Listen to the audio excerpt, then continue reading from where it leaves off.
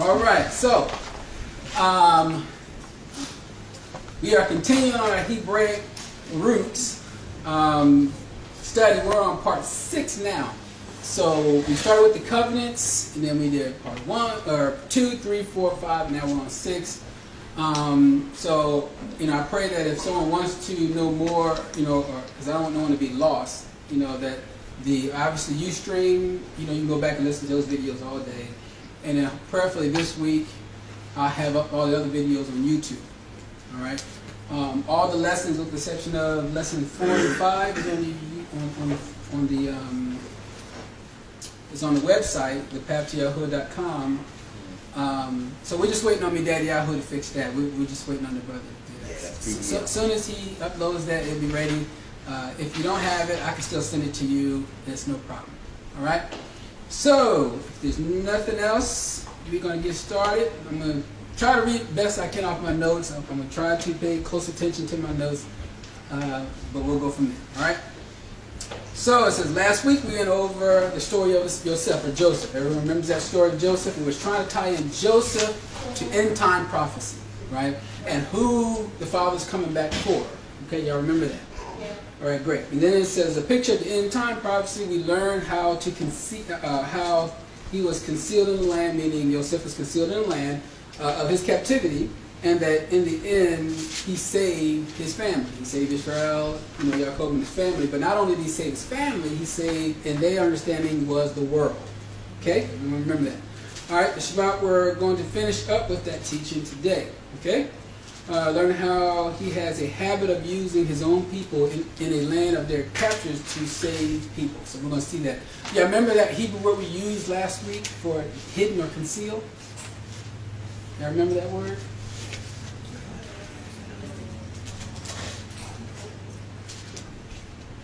It was...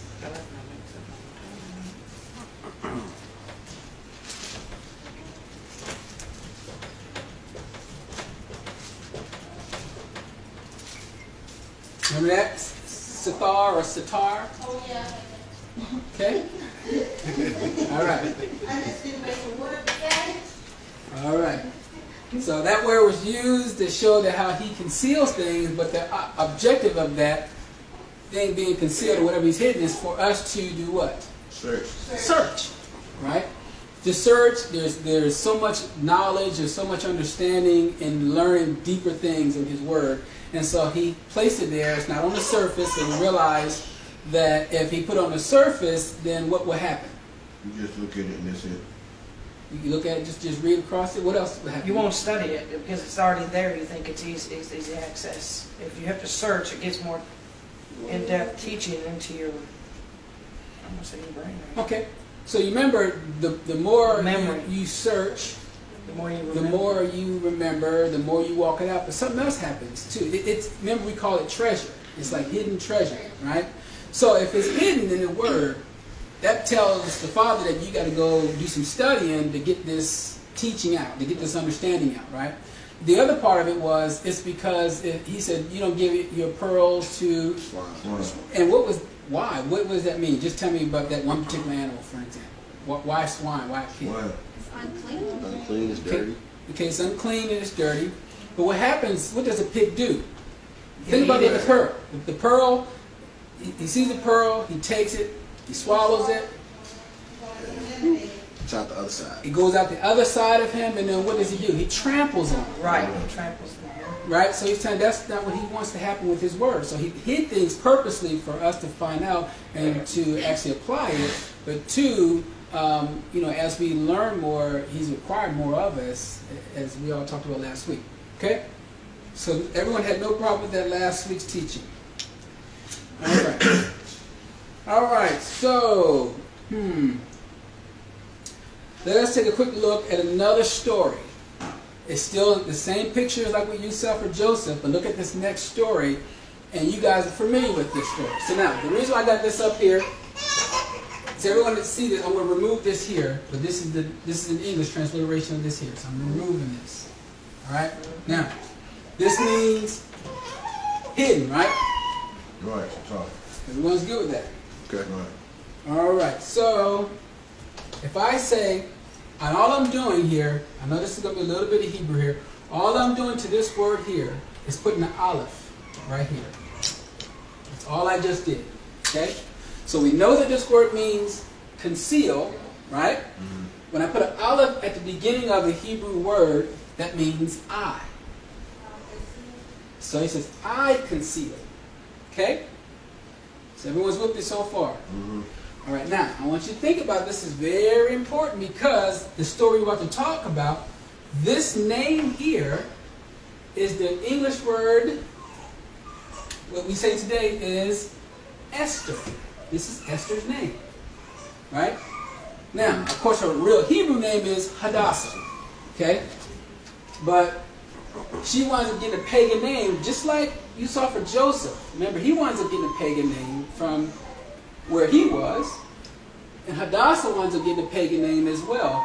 But all in all, the father had her there for a reason, right? Y'all remember the story of what happened with Hadassah or Esther? Yeah. Okay, so she winds up saving Israel, right? But it was concealed. So her name actually means that. I concealed, meaning the father concealed Hadassah, and she wound up taking on and wound up saving Israel in the end, right? And so we'll read a little bit about that. If I have time, I don't know if I have time. We'll see. But bottom line would be is, you remember they fasted. How long did they fast? 21 days. 3. Remember we talked about 3 last week as well. Same thing. They fasted for 3 days. Okay. So again, the picture is he's using his own people in their captivity in their land to save not only his people but also what they understood as the world or those that were in power. Okay, so just keep those things in mind. All right. Now, in the word Esther, we know that word is where you get today the word Easter from. Okay, right? The 12-breasted woman deity, Easter, or you get the word Easter, right? Or Yashar'al and things like that. So I won't go into that because we don't really have much time. I'm trying to get to this point here. So let's look at Romans chapter 8, verse 14. Romans chapter 8, verse 14.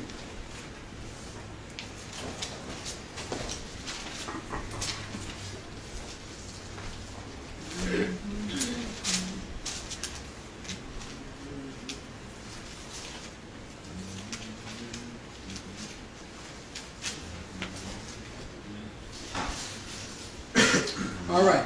So it says, verse 14 says, for as much as are led by the Spirit of the Ruach of Elohim, they are sons of Elohim. So I want you to understand sons of Elohim is where we're going here. Okay. Another way of saying sons of Elohim is what? Let's replace son with children. It's the same Hebrew word for children. Okay. But anyway, let's keep going. Sons of Elohim. Verse 4 says, for you have not received the ruach of bondage, again, to fear, but you have received the spirit of adoption, whereby we cry out, Father. The ruach, or the Spirit itself, bears witness with our spirit that we are the children of Elohim, or the sons of Elohim. It says, and if children, then heir, and heirs of Elohim, and joint heirs with Mashiach, or the Messiah, if so be that we suffer with him, that we may be also esteemed together. For I reckon that the suffering of this present time are not worthy to be compared with the esteem which shall be revealed in us. This is a future event. And what we're going to see is he's going to share with us, he's going to reveal who the sons of Elohim are. We'll keep going. Verse 19, it says, for the earnest expectation of the creatures wait for the manifestation of the sons of Elohim. So who's waiting on this? Creatures. Creatures is one. It says, for the creatures, verse 20 says, for the creatures was made subject to vanity, not willingly, but by reason of him who has subjected the same in hope.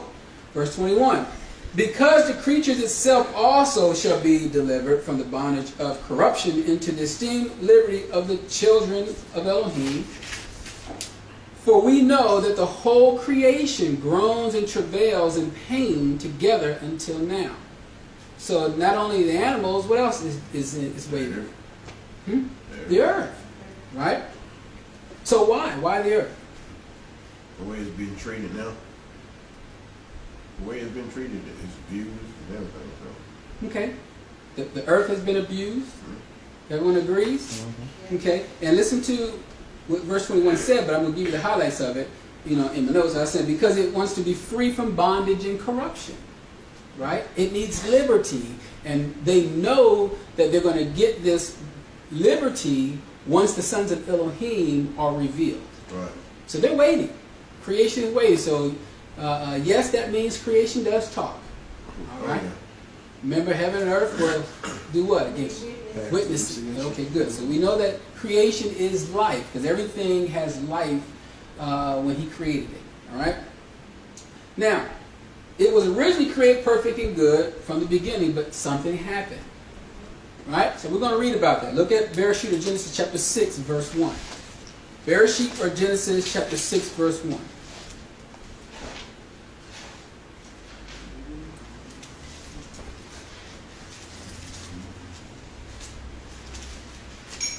All right? Those that are still looking, it's the very first book. All right. 6:1. So it says, and it came to pass, when men began to multiply on the face of the earth, and daughters were born unto them, that the sons of Elohim saw the daughters of men, that they were fair, and they took them wives of all which they chose. And Yahuwah said, my spirit shall not always strive with man, for that he also is flesh. Yet his days shall be 120 years. There were giants in the earth in those days, and also after that, when the sons of Elohim came in unto the daughters of men, and they bare children to them. The same became mighty men, which were of old, men of renown. And Yahuwah saw that the wickedness of a man was great in the earth, and that every imagination of the thoughts of his heart was only evil continually. And it repented Yahuwah that he had made man on the earth, and grieved him at his heart. He says, Yahuwah said, I will destroy man whom I have created from the face of the earth, both man and beast, and creeping thing, and the fowls of the air. Of it repenteth me that I have made them. But Noah found favor, commonly called grace, in the eyes of Yahuwah. These are the generations of Noah, or Nach. Was a just man, a perfect in his generation, and Noah walked with Elohim. And Noah begat 3 sons, Shem, Ham, and Japheth. The earth also was corrupt before Elohim, and the earth was filled with violence. And Elohim looked upon the earth, and behold, it was corrupt, for all flesh had corrupt his ways upon the earth. Okay? So, you see what happened? Remember, early in Bereshit, he made everything, and it says it was perfect or it was good. Right? And then, man sinned, and so later on, corruption starts to bleed into the earth. Right. Thoughts. Right. Mm-hmm. So my question that I have for you all, the giants, who are they? Fallen angels or fallen messengers. Fallen angels? Okay. Anyone else? Anyone concurs, agrees? Does anyone disagree? Nephilims, right? Nephilims? Everyone agrees? How many just don't want to answer? How many people are not sure? Angels don't need to read. I'm gonna say I'm not sure. I'm new. Okay. So, but for the most part, they'll say the giants are the fallen angels. Right? No. What do you say they are? They were giants. They were just giant men. Okay. Where did they come from? What are they saying? Right. So listen to what it says. The reason why I'm saying this is because these are some of the things that come out. That some believe that the sons of Elohim are the fallen messengers, and that they went into the women, and out came the giants. A lot of us heard that story before, correct? Right. All right. 2 things need to be noted here. Look at verse 4. We'll look at verse 4 real quick. 6:4. And it says, there was giants in the earth in those days. So they was already there. They were already there. Okay, we'll keep reading though. It says, and also after that, when the sons of Elohim came into the daughters of men, and they bare children to them, the same became mighty men, which were of old, men of renown. Right? And then it says in verse 6, listen to what it says. And because of that, he says, And it repented Yahuwah that he made man. Why would he repent that he made man? Why not the sons of Elohim if they were different? So what you're saying, they were normal men? Right. We'll talk about great men if we have time, or giants. Giants in the English it's not really doing a good job, but in translation, at least for this particular area. But I want you to see, just for this only particular part, is number one was there were giants in the land before they existed, per se. I can't say existed, but before this time period took place. And it says, and after. Right? And then you keep reading, he talks about how he repented of making man. But the next part of it, it says they also took wives. Right? Right. All right, so keep that in mind. So maybe, before I get lost, so that whole thing, is that saying that there were men and women on the face of the earth before Adam and Eve were created? No. Okay. Just from the time that time was going on, and it became a lot of people and things like that, there's a certain people that were giants or people of renown, or if you looked at Hebrew word for great or giants, or Nephilim, you'll see that it's not just nearly mean that. It could be people that are tall, Right. or it could be people that are like in power. So they're not angels. Right. No. See, this is good. We had this conversation before with a young lady. Yeah, I'm glad you're going here. Yeah, I'll put you here because this has been a confused area for me since we got with that lady. Oh, okay. In a conversation. Well, this is what we're going to say, because they may say, well, that's just between, that's his belief. That's not my belief. Right? So we're going to make sure that that's true. Because the first thing we need to see is these fallen messengers took wives. Right? So go to Matthew chapter 22, verse 23.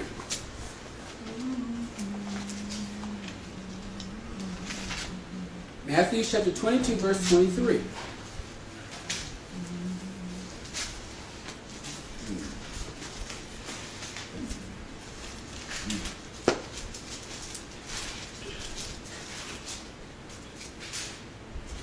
All right, so it says, the same day came to him the Sadducees, or as they call them, Sadducees, which says that there is no resurrection, and asked him, saying, Sovereign Yashar'al Moses said, if a man die, having no children, his brother shall marry his wife, and raise up his seed unto his brother.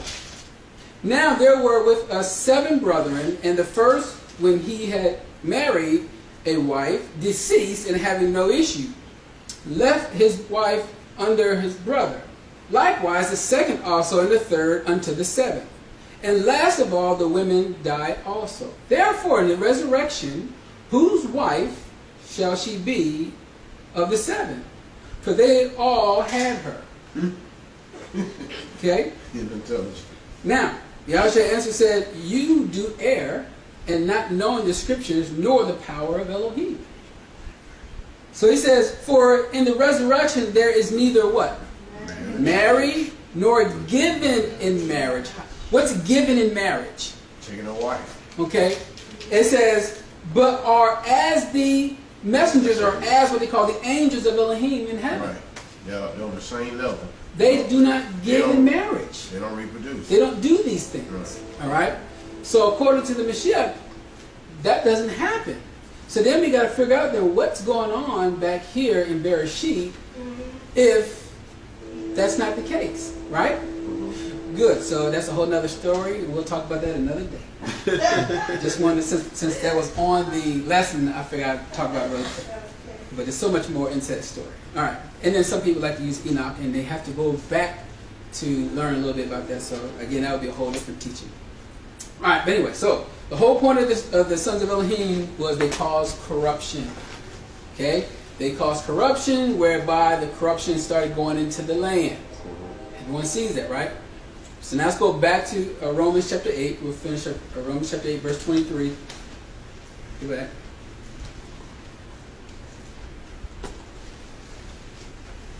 So it says, and not only, but ourselves also, which have the first fruits of the Ruach of the Spirit, even we ourselves grown within ourselves, waiting for the adoption, to wit, the redemption of our bodies. So we're waiting for a body transformation, right? Then it says, for we are saved by hope, but hope that is seen is not hope. For what a man sees, why do he yet hope for? But if we hope for that we see not, then do we with patience wait for it. So we're waiting for a transformation of our body. All right? So these sons of Elohim, the earth is waiting, creatures is waiting, and we're waiting. So that must mean these sons of Elohim are concealed or are hidden to a degree. Okay? Well, we'll see about that later on. Go to 1 Corinthians chapter 15, verse 51.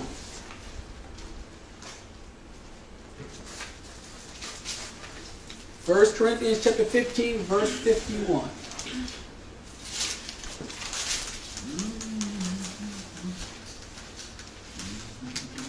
You press the Bible on your stomach and turn the pages. 1 Corinthians 15:1. 15, verse 51.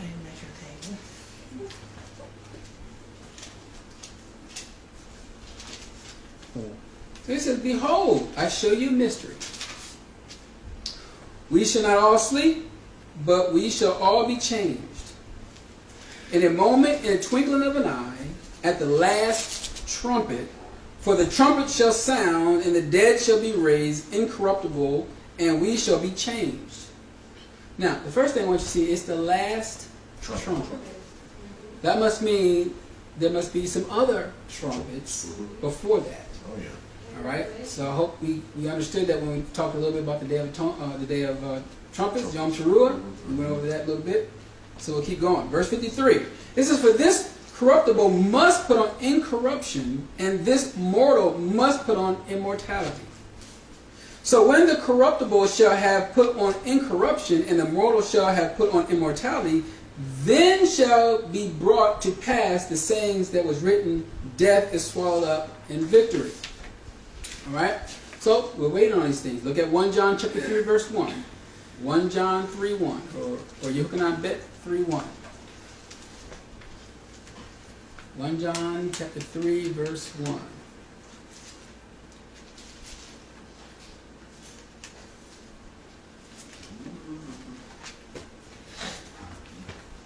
All right. So it says, behold, what manner of love the Father has bestowed upon us, that we should be called the sons of Elohim.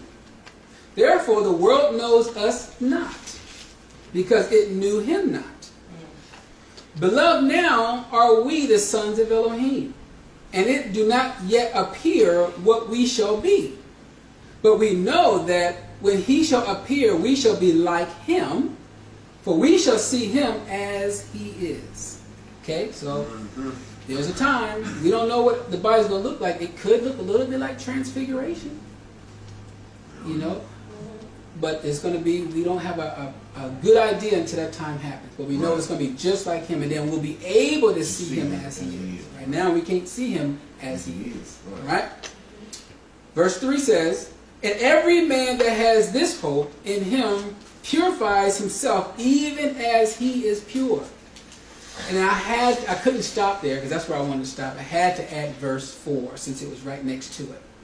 Whosoever commits sin transgress also the law, for sin is transgression of the law. All right, so it's talking about a body that we don't know what it's going to look like yet, right? But we know when that day comes, we're going to be like him. Okay, and then he talks about sin is transgression. No, do you think he's trying to tell you we don't need to do the law anymore? No. If sin is transgression of that, then we need to understand that it still applies. Okay? Every day. Exactly. And that we're not saved by the law, because that's where it seems like a lot of confusion in different places.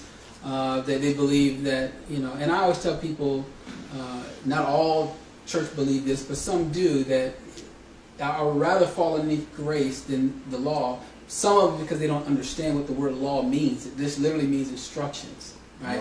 And it means to point or to aim, right? And then favor, commonly called grace, is for when, if I make a mistake, if I missed a mark, then I have favor, commonly called grace, to go ahead and get it right. And then he tells us after we get it right, that means you don't sin anymore. You learn from that, you keep moving, you keep enduring. So, you have something? Yeah, I know a lot of them, I hear lots you're Always always saved. saved. Mhm. And that's not true, because you can't fall. Right. That's why he tells us to endure. Totally. Hmm. Yeah. He says to endure to the end. Yeah. Mhm. But some of them believe that once you get saved one time, you okay. You can't lose that. But I tell them they are wrong. Yeah. Saved is a very abstract word. Word, yeah. And we went over that quite a bit, but I mean, one quick thing, an example of saved is, remember we went over, if someone's drowning in the middle of the water, and let's say I go out there, and I lift him up, he's no longer drowning, right? Right. In his mind, he's saved, but I still didn't get back to safety yet, okay? So you may think you're saved, but you better endure, you better wait until I get on some dry land before you decide to get there. That's the concept of being saved, all right? That's good with them. So we'll leave that one alone and keep going. So you guys should not saved until he returns. Exactly. You better endure. You better keep doing, and he tells you, do the will of my Father. It's the only way you're going to make it in. So it behooves someone to learn the will of the Father. If not, they're going to have a problem. All right. So sons of Elohim. All right. So let's look at Hosea or Hosea chapter 1, verse 10. We'll just read verse 10 and verse 11.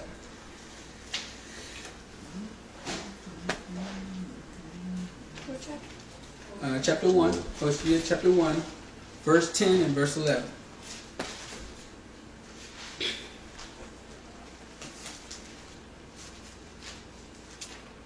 Okay, so it says, excuse me, yet the number of the children of Yashar'al shall be as the sands of the sea, which cannot be measured nor numbered.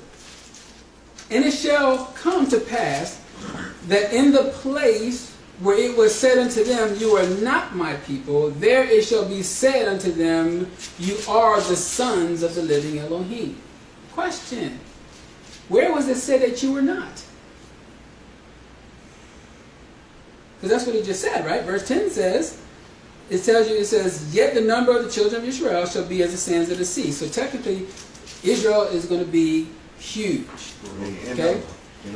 And people need to understand what that means. Some believe it's just like the biological Israel. Okay? Mm-hmm. But it means a whole lot more than that. So I won't talk about that just yet unless I have time.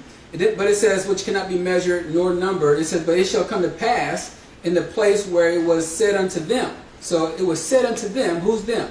This was the biological one. Okay, the biological is, it was said unto them, you are not my people. Now, of course, the Father said, you're not my people, right? But think about it. It's where they went to, where they were scattered. They looked at them as, that can't be Elohim's people. Right. So he's going to say, where it was said that, where they believe that, there he's going to show them that they actually are his people in that time period. Okay? So then it says, they shall be said unto them that you are the sons of the living Elohim. They will know that for sure. Okay, but listen to verse 11, because it says, then shall the children of Yehuda and the children of Yashar'al, Israel, be gathered together. See, now I'm going to pull them out. Okay, they're going to be gathered together and appoint themselves one head, and they shall come up out of the land. For great shall be that day of Yashar'al. You see that? So, where it was said that, rest assured, you can say today, there's a lot that say, no, you ain't. No, you can't be the one. But he said, I'm going to show you. And then I'm going to gather you out of where I scattered you. And then, of course, we read later on that we will see him face to face, right? So he has to do some revealing. We went over last time where, in Joseph's point of view, remember when that famine hit, and he was saving the world per se in their time, because that's how they viewed it in the scripture. Was they said the world, but he wanted to reveal himself to his brothers. Right. They got the blessing because Joseph was in the land. Right? And we're going to talk about that in just a minute. All right? So, obviously I'm saying that because in 1 John, you have to go to it, but, or it's not 1 John, but John, or you're hooking on 1:12, where it says, but as many as received him, to them gave he power to become sons of Elohim, to them that believe on his name. Okay? That's hooking on John chapter 1, verse 12. All right? But keep in mind, this creation that's waiting, how do you know this creation is waiting? What's happening in this creation that you know it's waiting? What's happening that we know that this creation is waiting, this earth is waiting? Something is happening to this earth. It's getting worse, Yeah. worse. Stress. I mean, More, I see more corruption. More corruption. It's getting back to the days when just before Noah, because the Messiah said, "So it was in the beginning, so shall it be in the end." Mhm. And most people don't know that. If you read Genesis, you'll find out, man's thought was continually, his thoughts in his head was continually wicked. Mhm. Always. That's all he thought about, doing something the opposite of what he was told, the instruction he was told to do. Mhm. And What what does- they're doing now. But the earth. Here's some More earthquakes and earthquakes, birth pains. More destruction. You see the, volcanoes are blowing up and stuff. right. You see things. The earthquakes, hurricanes, tornadoes, volcanoes. A lot of stuff is happening. This earth is kind of tired. Okay, and so it's awaiting these sons of Elohim, and you can see that this earth birth pains are getting more and more, and later on you read that this is what they call Jacob's trouble, right? Jacob's trouble, because the Father's going to restore the house of Jacob and Jacob. If we read Luke chapter 1 verse 33 and some other places, where he's going to make them, he has to put them back where they need to be, right? Then a light has to go back into the world. There has to be a restoration, but hopefully we'll be able to get to that. But look at Matthew chapter 24, verse 3. Matthew chapter 24, verse 3.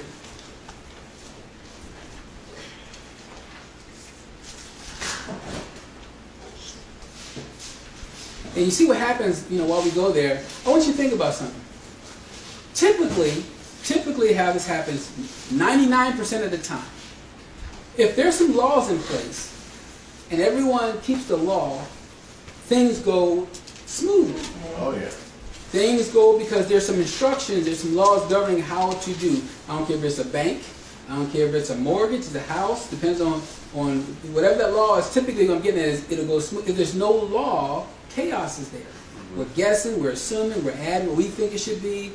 We have a lot of stuff going on, but when you have the law there, you have some instructions there, then you have some form of control. Okay? No law, no control.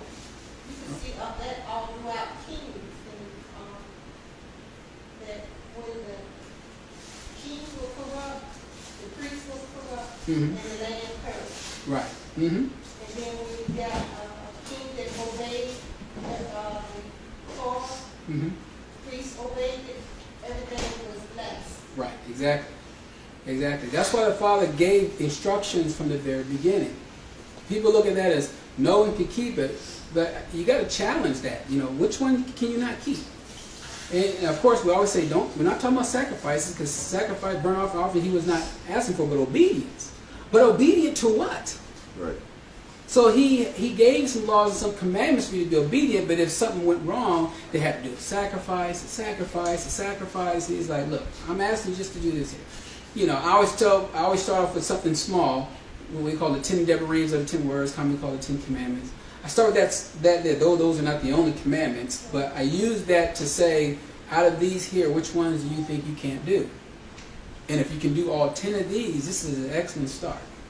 But if you can't do these things, it's just been told so many times in different groups, organizations, where you just can't do it. It's just impossible to do. So it's like saying the Father's going to give you something that you can't do. Father is going to give you instructions and things like that to put you in some form of bondage that you can't do. And we're saying this is a just creator. So obviously he said when he gave it to him, he told him that it would give them long life. Was that true? That's true. So if it's to give him long life, why would he do away with something that he put in place to give you long life? Mm-hmm. Right? Doesn't make any sense. But anyway, we'll start verse 3. It says, "And as he sat upon the Mount of Olives, the Talmudim of the disciples came unto him privately, saying, Tell us, when shall these things be? And what shall be the signs of your coming and of the end of the world? And Yashar'al answered said unto them, Take heed that no man deceives you. For many shall come in my name, saying, I am Mashiach, or Messiah, and shall deceive many. And you shall hear of wars and rumors of wars. See that you do not trouble, for all these things must come to pass, but what? But the end is not yet. So these wars is coming, right? He says, but the end is still not yet. He says, for nation shall rise against nation, and kingdom against kingdom, and there shall be famines, and pestilence, and earthquakes in diverse places. It's happening now, right? But again, the end is not yet. He says that all these are the beginning of sorrows, or commonly called birth pains. He says, then shall they deliver you up to be afflicted, and shall kill you, and you shall be hated of all nations for my name's sake. Does that happen? All right. It says, and then shall many be offended, and shall betray one another, and shall hate one another. Okay? Many brothers is going to start to hate brothers and sisters and all this other stuff. Okay? Make sure you don't fall into that trap. Because that's not a good thing to do. Then it says, and many false prophets shall rise and shall deceive many. So what's a prophet? A foreseer, someone comes and tell you, I guess you're supposed to tell you what the future going to be. Okay, it's a messenger. It's someone that prophesies. Right? He's a prophet that prophesies. So, prophecy doesn't necessarily have to mean I'm going to tell you next week that over there something's going to blow up.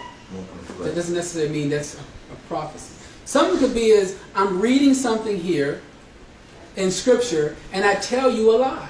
But I'm telling you some end time stuff. Like, well, you know, the Mashiach, the one that just came, that can't be the Mashiach. Let me tell you, that just can't be him. Because let me show you some lineup and let me show you this timetable. And he could not line up to this timetable, so therefore don't believe that. So this guy is giving you some what he considers prophecy for something for you to look for outside of this. Okay? So, but it tells you, many false prophets shall arise and shall deceive many. And then, but listen to verse 12. It says, and because iniquity shall abound, the love of many shall wax cold. Right? Now my question is going to be, what does it mean, iniquity? Right? So iniquity, you can give your definition if you like. Lawlessness. Oh, you want to do the and I quit? And I quit. Okay. And I quit, and you ask me why. Why? Okay, good. Keeping my law. Yeah. So, So, good breakdown of the word. so here's the deal. That word there in the Greek, anomia, it means violation of the law. Okay? Wickedness, iniquity, transgression of the law. You can look that up in your Greek concordance number 458.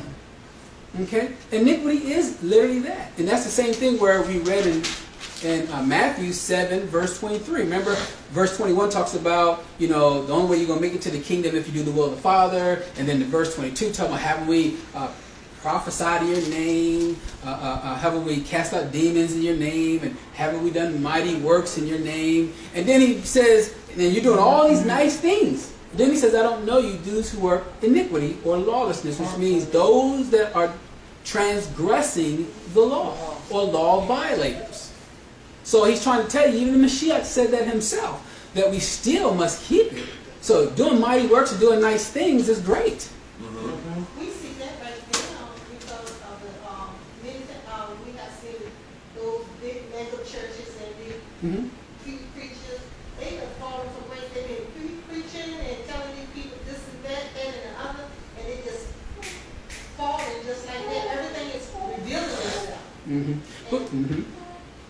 Yeah, and the key thing behind all this is to say, because I know that a lot of us probably grew up in either church or some form of synagogue or something, and they had excellent intentions. I mean, they really had your best interest at heart, right? But what does that mean though? As we grow older and we start to learn for ourselves, then we start to realize something. So what is our job? So if for example, I went to this place, Deliverance Evangelistic Church, for example, in Jersey. Okay, we had youth retreats. We had all kinds of good things. I don't think I was a model child in that system, but nonetheless, I still went. All right, but the bottom line is they wanted the best for me, right? And they could have prevented me from acting a fool out in the world. So by going there It wanted to give me some activities. It wanted to give me some things to do, think about, stuff like that. So once, let's say years later, I start to learn, and I said, wow, he's asking us more than what I was taught when I was growing up. So now I should just stay away from that church. Or should I go back and share what the Father has shown me? Sure. You see? So what we do is we're supposed to be a light to this place. You don't shun it because you realize that whatever, depends on whatever group you came out of and if they don't do these things. But that doesn't mean that because you like the place and because that's where you grew up, that you should just be there nice. There's some things that you still must do. So if I'm going to go there, let's say I go to Jersey and they go on a Sunday, so okay, we go on a Sunday. My intent is to talk to the shepherd, Right. you know, the pastor, and to sit down with him and say, listen, you know, I had an excellent, the service was great, you know, if it was, you know, I learned this, I learned that, you know, but let's talk, let's consider some things that's also in the Word that maybe we need, that you might want to apply so that the assembly can be better prepared for when he comes back. Okay, and then you begin to go over these things. Okay, so but that'll be a whole nother topic. So we'll keep rolling. All right, let's keep going. Verse 13. This is Matthew 24:13. It says, "But he that shall endure unto the end, the same shall be saved." So once always saved, this kind of went out the window. Yep. Okay, Immediately. it says, "But he that shall endure to the end, that same shall be saved." Right? He says, "And the good news of the kingdom shall be preached in all the world for all witnesses unto all nations, and then the end shall come." Stop. So these witnesses, right? We're supposed to witness to all nations. So who does that exclude? Nobody. Nobody. So that means you go to these different places and you talk to them, you communicate with them. Okay. Sunday people, Sunday worshipers. It doesn't matter who they are. And you notice, because you know I don't go out and teach that. When I go out to other assemblies or talk to other pastors or whatever I do, I don't get into the "I'm Israel, you're not." That's not my job. Right. Okay. My job is just to share what the Word says. Right. The Father, in the end, is going to do the separating. He's the one that's going to say, "Listen, this is who they are. I need to put the Ezekiel 37 says I got to make the two sticks one. That has to take place." Okay, I'm going to make the Mashiach ruler over the house of Jacob, according to Luke chapter 1, verse 33. That has to take place. Acts 1 talks about how he's going to, the Talmudim, well, at that time they were considered apostles, you know, that they asked the Mashiach, when are you going to restore the kingdom of Israel? And he says, not for you to know, but it's in his Father's power, right? So these things still have to take place, but it's in whose power? Okay, well then I don't need to be out here trying to do the other thing. Do I believe who I am? Absolutely. You know, more ways than one. And I come across it a lot different than other people. So I can't really speak for every individual person. Right. Okay? But the bottom line would be is that's my approach to talking to other people. It's not to tell them, hey, Gentile, come sit down, let me tell you something. That's not my approach. It ain't gonna work too good either. No. Yeah, it's just a lot of times certain people may they put so much weight on the term grace, and it's like, I'm good. I'm just going to wait till he comes because I'm under grace. Grace runs out just like And it's like, didn't it just tell you that without faith, you need your works, right? Right. Faith without works is dead. There's some things that you still have to do. Demons believe, they got faith too. That doesn't mean that they're going to make it into the well, kingdom. scriptures too. Okay? Oh yeah, they know it. The adversary knew the scriptures with a little twist. There's no destruction. Yeah. But that's the way it is. So listen to this. Verse 15 says, "When you therefore shall see the abomination of desolation spoken by Daniel the prophet, stand in the set apart place, whoso read, let him understand." It says, "Then let them which be in Judea flee into the mountains. Let him which is on the housetop not come down to take anything out of his house. Neither let which is in the field return back to take his clothes. And woe unto them that are the child, and to them that give suck in those days." He says, "But pray you that your flight or your escape be not in the winter, neither on the Shabbat day." So we went over that last week or the week before, whereas he's trying to tell you that you better hope it's not on Shabbat day, giving you a hint that this day is going to be on a Shabbat.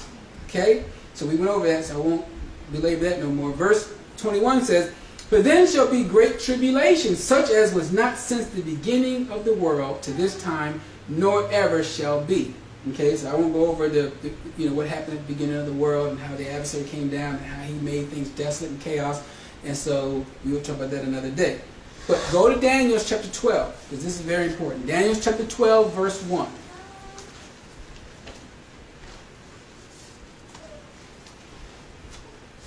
Daniel 12, verse 1.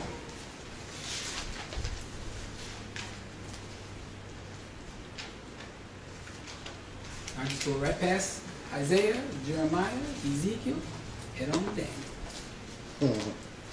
All right.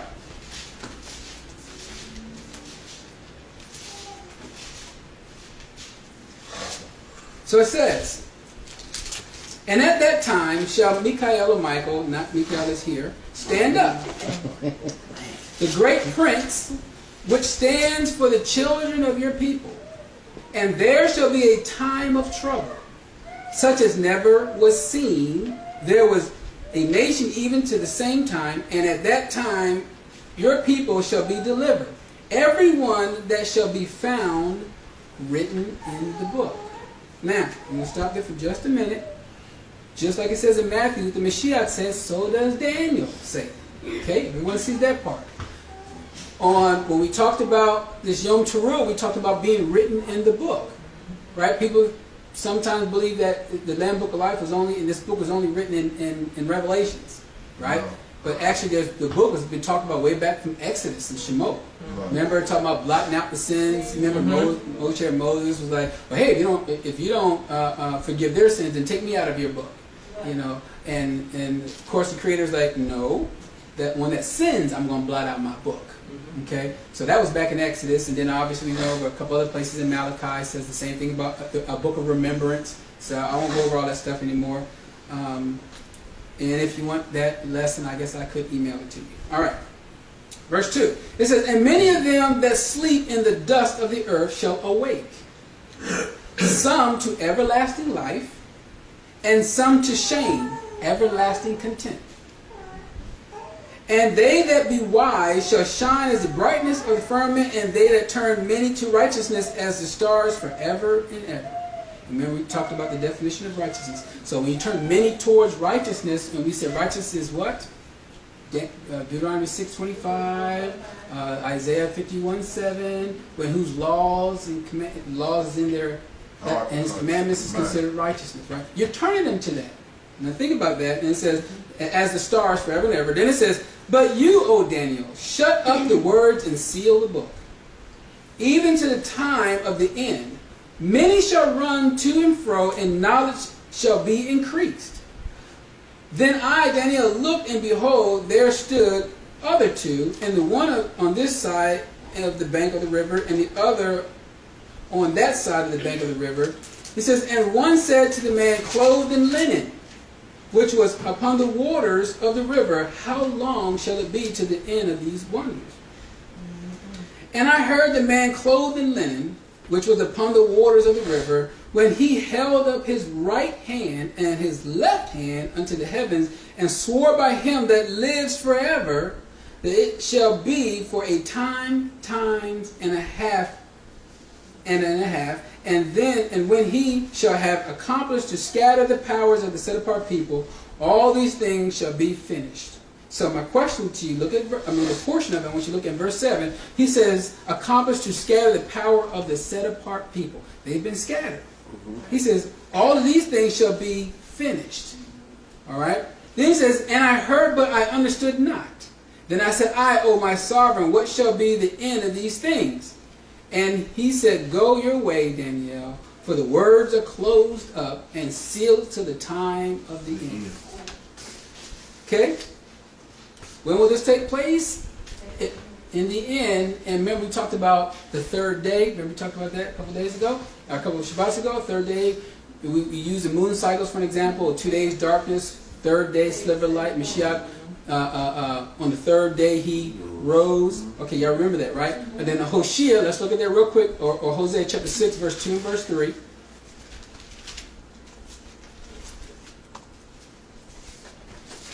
Okay, Hosea chapter 6, verse 2 and verse 3.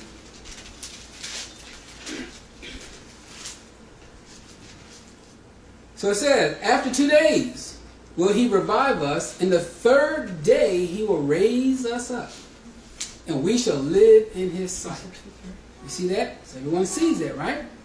Verse 3 says, then shall we know if we follow on to know Yahuwah, his going forth is prepared as the morning, and he shall come unto us as the rain, and the latter and the former rain unto the earth. And we understood what the latter and the former rain was when we went over feast days and things like that. So I won't go over that no more, but I want you to see that he will raise them up when? On the third day. When was the Mashiach raised? On the third day. When do you think when we're going to be raised? On the third day, which happens to fall on a Shabbat. All right, so let's keep going. The east wind. Y'all remember what happened? We talked about last week about the east wind? How soon did we forget? All right. So, last week we talked about Yosef or Joseph, right? And that he became empowered by Pharaoh.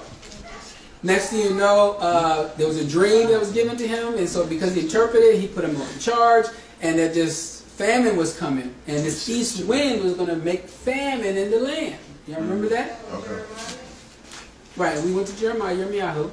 So I want you to think about something. Where the east wind was, where it came from, was the Saudi Arabia. Okay? That's where the east wind came from that made desolation, tribulation, and famine in the land. Was from Saudi Arabia. So do you think I'm saying this for no reason? No. All right. So, remember, I'll read a little bit of my notes here. Mitzrayim was saved from the east wind because Yosef was there. Okay? Which was in the end time, will be known, even Ephraim, the house of Yashar'al. So remember Ezekiel, we went over that last week, Ezekiel 37:16. I'm just going to read it real quick, where it says, moreover, you son of man, take you one stick or tree, and write upon it for Yehuda, and the children of Israel, his companions, take another stick, and write it upon it for you saw for Joseph, the stick or tree of Ephraim, and for all his house of Israel, his companions. Okay? In that time, this is just my notes here, in the time of tribulation, Yusuf stored up bread for his brothers and his family. Okay? He revealed himself during this time, and all were saved because of him. Okay? I want you to get this picture here, that it's the same thing with Yosef, the same thing where we are. And if I have time at the end, I want you to think about it this way. Yosef was in a powerful nation. Right? Yosef was in a powerful, powerful nation, and it was only saved not because of their power, Right. but because of the Father's power and whose children was in that land. Right. Not sure, but if you think about the great powers of today, if the U.S. is the big power today, Oh yeah. and if Yosef or the house of Israel is here in this land, not all, because they're scattered in the four corners, okay, but I'm saying if they're here, do you think the only reason why he hasn't consumed this pagan place Because it's true. Yeah. is because his people are here? Okay, Right. but we'll talk about that later. All right, so I put in here, is it possible that things that happened to Yusuf or Joseph and that the winds that came out of that area, which is today Saudi Arabia, could happen again and cause famine and tribulation in the land in times today? Yes, right?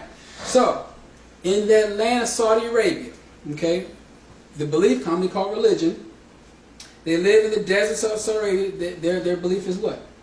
Islam, right? Everyone's Islam or Muslims, right? All right. Hebrews, scattered as well, right? And their home is,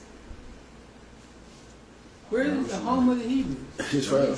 Oh, okay, good. That was, I promise you, no trick question. Okay? Yeah, now Israel is the homeland. Okay? All right, great. The founder of the Islam or Muslim nation will be who? Who's considered giving them the father, stemming back to scripture? I'm not Ishmael. Okay. Ishmael. Right. Ishmael is the father, right? Keep that in mind. Okay? And then from Ishmael, and I guess I'll just read my notes. The founder of Islam stems back from Ishmael and into Edom. Into Edom. I want you to keep that in mind. Ishmael's a father of who? Islam. Mm-hmm. So, huh? Was that Esau? Edom and Esau? Yeah. Mm-hmm. Yeah, we'll look at that. We'll talk about that real briefly in just a minute about Edom. That's why I said it's very important to know who Edom is or Esau is. You know, to say that they're the white people, as they would say, you really got to do some real good research because that's not the truth. Okay, big time. They're not white anyway. Right, they're going to see right off the bat there's an issue. All right, but at any rate, I think we went over plenty of lessons on that, but we'll keep going. The father founder of the Hebrews is Abraham, because it says Abraham the Hebrew, right? Okay, but the other part is his son Yitzchak or Isaac and Yaakov, right? So think about this now. You got Ishmael, and his brother was Yitzchak or Isaac, right? Ishmael being the firstborn, Yitzchak being the second, but in the father's eyes, he considered him the firstborn, and he had the birthright instead of Ishmael. Right. Okay, Esau then coming out first, Yaakov or Jacob coming out second, but he gets the first, he gets the birthright instead of Esau. Right. So both of them got a problem, right? Both the elder, the oldest, have a problem. Okay, so I want you to keep that in mind. All right, Esau, obviously he's considered your brother, whether y'all like it or not. All right. So Esau or Edom, who did he marry? Who was his first, second, third wife? You don't have to know the names. I'm asking that part, but what But what tribe were they from? What type of people did he marry into? No Hebrews. White. Edom. Esau. Esau. Esau married. Who he marry? Who did he marry?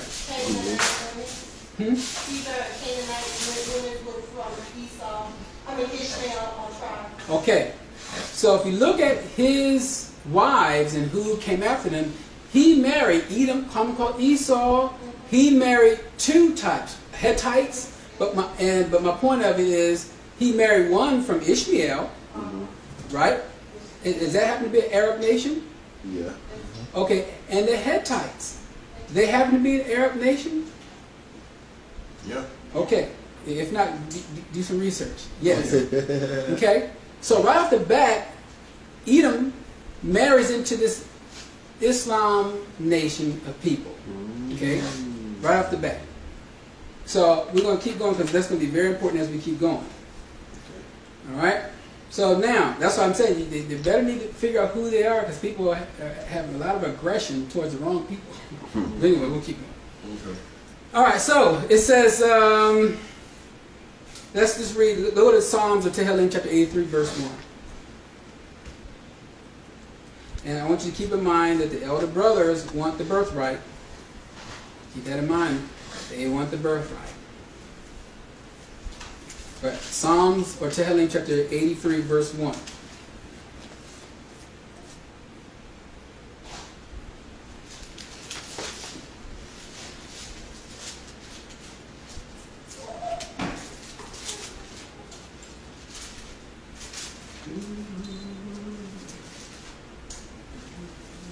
All right, so it says, keep not your silence, O Elohim. Hold not your peace, and be not still, O Elohim. This is for lo, your enemies make tumult, and they that hate you have lifted up their head. They have taken crafty counsel against your people. Now, who's this people? Yashar'al or Israel, right? And consulted against your hidden ones. They have said, come and let us cut them off from being a nation, that their name of Yashar'al, Israel, may be no more in remembrance. He says, for they have consulted together with one consent, that they have confederate against you. Now listen to this, it says, the tabernacles of Edom, and of Ishmaelites, and Moab, and the Hagarim. And if you list all of these, you see Gilboa, Ammon, Amalek, Philistines. All of them are all Islam or Muslim places. Okay? All of them is against Israel. Everyone sees this, right? And that verse 12 it says, who said, let us make to ourselves the house of Elohim in possession. Let us take possession of them. Okay? So, this is very important because this is going to help us see what's happening on end time and who Edom is. All right? Or Esau. All right, so I got on here my notes. Think about it. We have 2 books. Islam has a book called the Quran, right? And Hebrews have a book, right? The Tanakh or the Torah or the Sefer, realistically. And so they have a book, and in the Quran, though it does speak about who Israel is, right? It says that Allah chose them. Whereas in our book it says He chose Israel. Now, in their book, it will make them become the firstborn or have the birthright. In our book, it says, no, you guys do not have the birthright. Okay, so you see the big power struggle that's going on at this time. Okay. So, the solution to Islam is let's take possession of the land and let's kill their brothers. That way they cannot claim the birthright. All right? Everyone's with me so far? All right, good. Look at Ezekiel. We'll go to Ezekiel chapter 37, verse 19.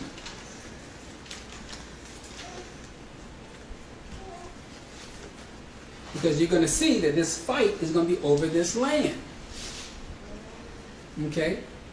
This fight is over this land. It's Ezekiel, Hezekiah chapter 37, starting at verse 19. Alright, so it says, say unto them, thus says Adonai Yahuwah, behold, I will take the stick or the tree of Yosef or Joseph, which is in the hands of Ephraim or Ephraim, and the tribes of Israel, his fellows, and will put them with him, even with the tree or the sticks of Yehudah, and make them one tree or one stick, and they shall be one in my hand. Right? Verse 20 says, and the stick or the tree whereon you write shall be in your hand before their eyes. He says, and say unto them, thus says Adonai Yahuwah, behold, I will take the children of Israel from among the heathens, whither they've gone, and will gather them on every side and bring them into their own land. Right? So he's going to gather them. So he has to do what first? He has to make them one. After he makes them one, then he's going to take them and bring them into the land. Everyone's following me so far? Good. Now, I need you to jump back to chapter 35 for just a minute. Okay? Ezekiel? Yeah, Ezekiel 35. And the reason why is because I'm not going to read all of 35 and keep going, but I want you to, I want to get a good picture of something. But I want you to see it for your own studies. If you start with Ezekiel 35 and you go to about Ezekiel 38, you're going to get a perfect end time picture. So I'm just going to highlight some of it, but I want you to see that this is how this is going to play out. All right, this is Ezekiel chapter 35, verse 1. So it says, moreover, the word of Yahuwah came unto me, saying, Son of man, set your face against Mount Seir. Stop. Who's Mount Seir? That's Edom. Okay, that's Edom. That's Edom's land. Esau's land. He says, so your face is against Mount Seir, or Edom, and prophesy against it, and say unto it, thus saith Adonai Yahuwah, behold, out of Mount Seir I am against you, and I will stretch out my hand against you, and I will make you most desolate. I will lay your cities waste, and you shall be desolate, and you shall know that I am Yahuwah. Because you have had a perpetual hatred, and have shed the blood of the children of Israel, by force of the sword in the times of their calamity, and in the times that their iniquity had an end. He says, therefore, as I live, saith Adonai Yahuwah, I will prepare you unto blood, and blood shall pursue you. Whether you have not hated blood, even blood shall pursue you. Go down to verse 9. I will make you perpetual desolation, and your cities shall not return, and you shall know that I am Yahuwah, because you have said, these two nations and these two countries shall be mine, and we will possess it, whereas Yahuwah was there. So now listen, they're going to possess that land. Seir or Edom. They can't. You got to see who these people are and where they're located. We'll keep going. Malachi chapter 1 verse 1. Malachi 1:1.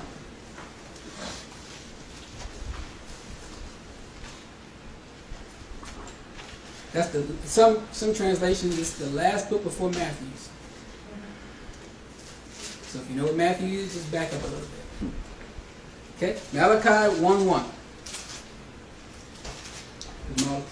All right, so it says, the burden of the word of Yahuwah to Yashar'al by Malachi. I have loved you, said Yahuwah, yet you say, wherein have you loved us? Was not Esau Jacob's brother? Said Yahuwah, yet I love Jacob or Jacob, and I hated Esau, and laid his mountains and his heritage waste for the dragons of the wilderness. Whereas Edom says, we are impoverished, but we will return and build desolate places. That's what they say they're going to do. Okay? And it says, thus saith Jehovah of hosts, they will build, but I will throw down. And they shall call them the borders of wickedness, and the people against whom Yahuwah has indignation forever. For your eyes shall see, and you shall say, Yahuwah will be magnified from the borders of Israel. So, again, you got to know where Edom is in this process. Okay, because this is an end time deal here. So if we believe that Edom is over here, or as someone look at it this way, I'm saying you might need to go look closer towards Yisrael. And we'll see in just a minute why. So just don't take my word for it. We want to see it. Alright? So he hates him because of what? Why does he hate him? Why does the father hate Esau? Try to steal the birthright. He hates Esau because he tried to steal the birthright? They're trying to get rid of his name and get rid of his people. Okay. Alright, so there's three reasons. I'm going to give you two of them, and then the third one I want to read towards the latter part of this lesson. First one is in Bereshit 25:34, right? Bereshit or Genesis chapter 25, verse 34. Okay, this is what he says. Then Jacob and Jacob give Esau bread and pottage and lentils, and he did eat and drink, and rose up and went his way. Thus Esau despised his birthright. Okay, that's one reason. Hebrews chapter 12, verse 16. Hebrews chapter 12, verse 16. Hebrews chapter 12, verse 16.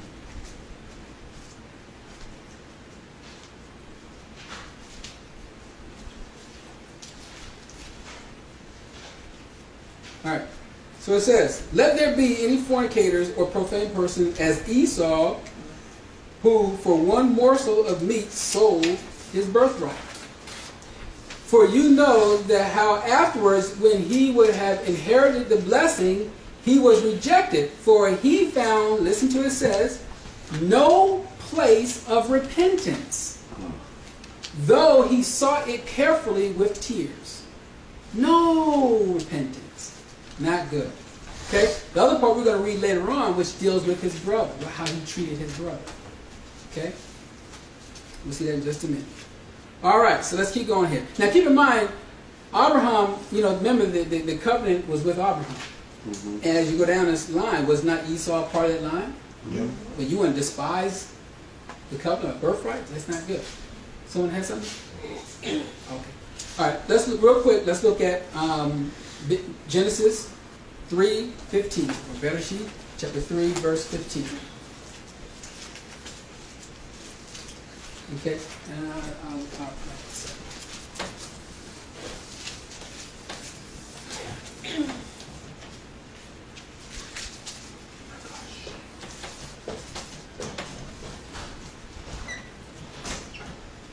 okay.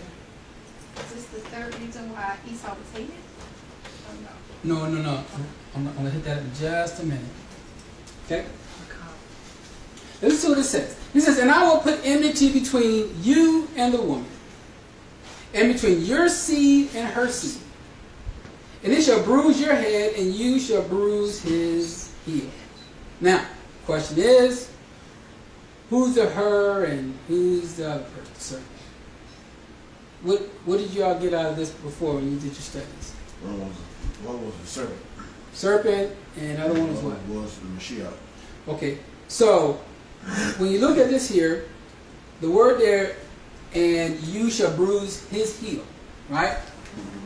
This is that word for heel, a cloud. All right? So when you think about that, because that's the word that's heel, it's going to bruise the adversary, right? When I put this means heel. I put a yod here, which represents hand. The hand is going to be on the heel. Hand on the heel. One sees that. Hand, word yod means, or yad, means hand. And the Hebrew word for heel is this here. The one's with me so far. Great. This happens to be the same Hebrew word for Jacob's name. That's right. Okay?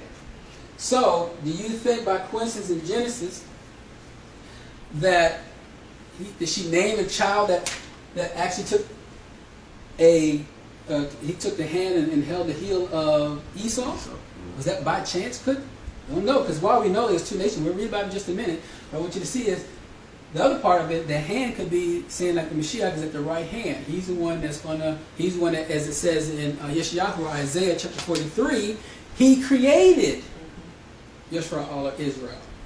He created him for that purpose. Okay, so in the end, he's going to use Israel to defeat the serpent. Okay, so everyone's with me so far? Great. So let's go to Bereshit, or Genesis chapter 25, verse 21.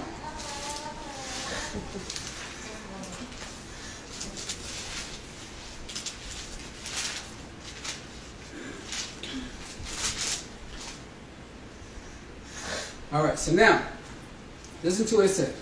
21 says, and Yitzchak, or Isaac, entreated Yahuwah for his Ishar, his wife, because she was barren, and Yahuwah was entreated him, and Rivkah, his Ishar, and conceived. Verse 22 says, and the children struggled together within her. And she said, if it be so, why and I thus? And she went to inquire of Yahuwah. And Yahuwah said unto her, do you mean to tell me that she was able to talk to the Father? Okay, sisters, keep that in mind. Let's keep going.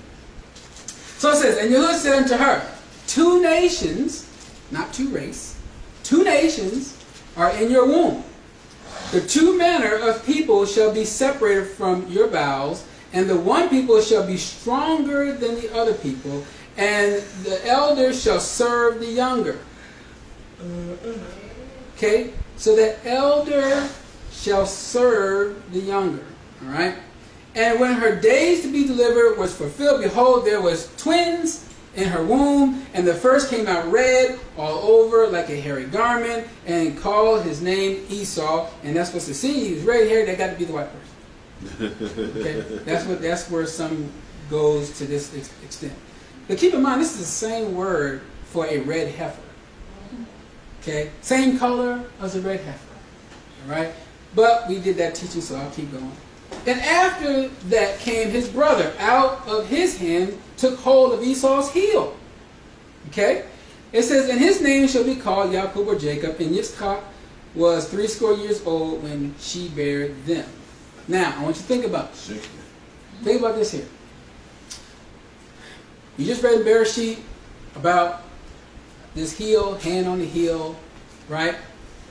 Then you go over to chapter 25 and talks about how Jacob grabbed hold of Esau, his brother's heel, right? Some can look at that as to say, well, the reason why he grabbed his heel because maybe Esau tried to crush Jacob's head. So he grabbed it from the heel so that wouldn't happen. Right? Everyone's with me so far. This is Esau, which is obviously Edom. Right? Then you go centuries later, Mashiach is born.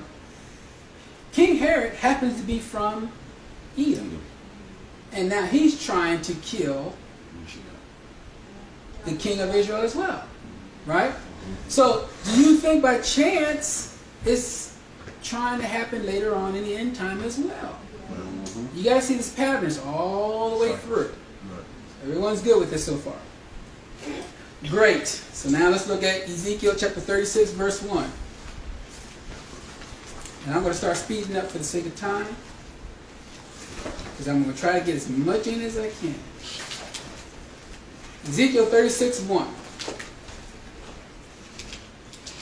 So it says, also, you son of man, prophesy unto the mountains of Israel. Listen to what it says. Where? The mountains of Israel. Keep that in mind. It says, and say unto the mountains of Israel, hear the words of Yahuwah. Thus saith Adonai Yahuwah, because the enemy has said against you, even the ancient high places are ours in possession.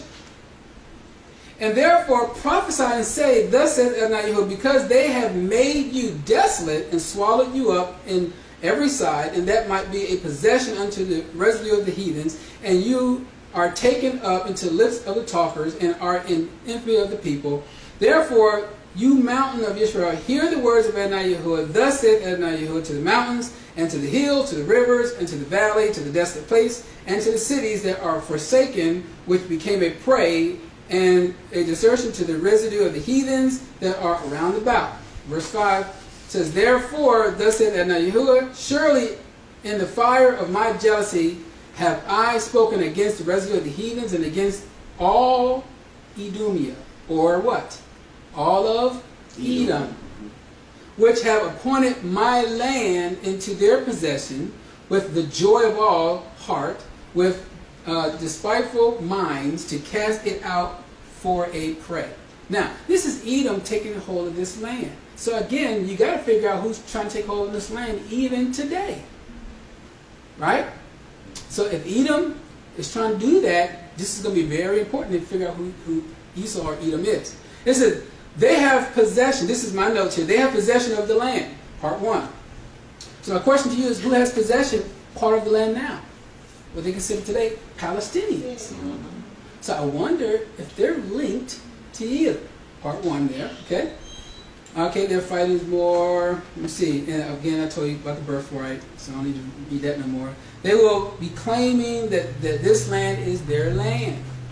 That's what they're doing.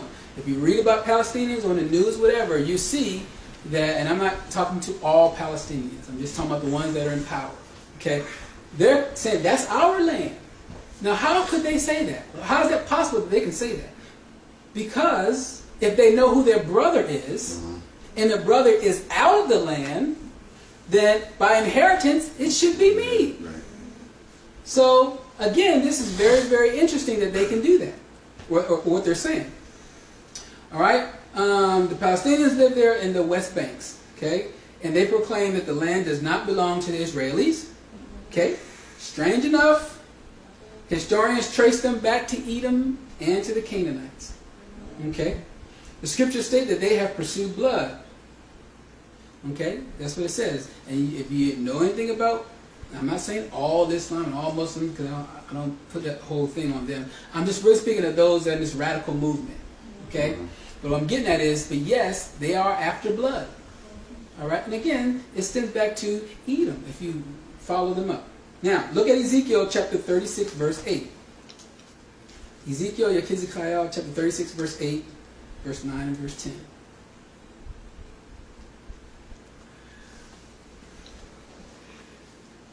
Alright, so 36 says, but you, O mountain of Israel, you shall shoot forth your branches and yield your fruit to my people of Israel, for they are at hand to come. For behold, I am for you, and I will turn unto you, and you shall be tilled and sown, and I will multiply men upon you, all the house of Israel, even all of it, and the cities shall be inhabited and wasted shall be built. Now, right now, those mountains is where the Palestinians is. Okay? So could you imagine that if he removes the Palestinians, this is going to be through a form of war. Alright? That's what's going to wind up happening. It's going to be some form of war. They're going to move them out of those mountains because this is where Israel's coming in. Alright? Now, keep that in mind, and we'll go to chapter 38, verse 1. Okay, so if you think about this, let me kick them out of the land. What do you think they're going to do if they get kicked out through war? Go find someplace else, kick somebody else out. Well, what they're going to do is they got to get some friends. I need to come back a lot stronger the first time, right? So look at Ezekiel 38. That's why I said between Ezekiel 35 to Ezekiel 38, you're going to see a whole picture. All right, so it says, and the word of Yahuwah came unto me, saying, Son of man, set your face against Gog, the land of Magog, the chief prince of Meshech and Tubal, and the prophecies against him. And say, thus saith Adonai Yehudah, behold, I am against you, O Gog, and the chief prince of Meshech and Tubal. I will turn you back and put hooks into your jaws. And I will bring you forth in all your army, horses, horsemen, all of them clothed with all sorts of armor, even a great company with bucklers and shields, and all of them handling swords. Persia, Ethiopia, Libya. Now, I want you to look at all these places because this is where Islam is huge. Okay? All of them with shields and helmets, Gomer and all his bands, and the house of Togarmah and the north quarters, and all his bands, many people with you. Verse 7 says, he says, but you prepared and prepare for yourself, you and all your company that are assembled unto you, and be you on guard of them. Okay? This is very, very important to see this. Okay? Because these people have to be, again, close to the land, and some of them have a part of the land. Okay? Yoel talk about they divided his land. But anyway, let's keep going. Verse 8 says, after many days you shall be visited in the latter years, and you shall come into the land. So this is latter years, right? Come in the land, brought back from the sword, and gathered out of many people against the mountain of Yashar'al. This is which have been always waste, but it is brought forth out of the nations, and they shall dwell safely, all of them. You shall ascend and come like a storm. You shall be like a cloud to cover the land, you and your bands and many people with you. Thus saith Adonai Yehudah, it shall also come to pass that at the same time shall things come into your mind, and you shall think an evil thought. And you shall say, I will go up to the land of unwalled villages. I will go to them that are at rest, that dwell safely, all of them dwelling without walls, and having neither bars nor gates, to take a spoil and to take a prey, to turn your hand upon the desolate places, there and now, inhabited upon the people, and there gathered out of the nations which have gotten cattle, goods, dwell in the midst of the land. Now I need you to understand that this is an unwalled city, right? Right. If you go, just take a little simple Google search and type in Palestinian wall or Israeli wall. They got a wall being built that's separating the Palestinians from Israel. Okay, from the land of Israel. They got this huge wall. They got plenty of pictures on Google about that. So obviously that must mean he's going to unwall that thing. That's a huge wall. That's a huge wall. So again, this has to take place. I'll just read verse 14. So therefore, son of man, prophesy and say unto God, thus saith Adonai Yehudah, in that day when my people of Israel dwell safely, shall you not know it. All right? You guys can keep reading all through 38. I gotta get to my point here. All right. So go to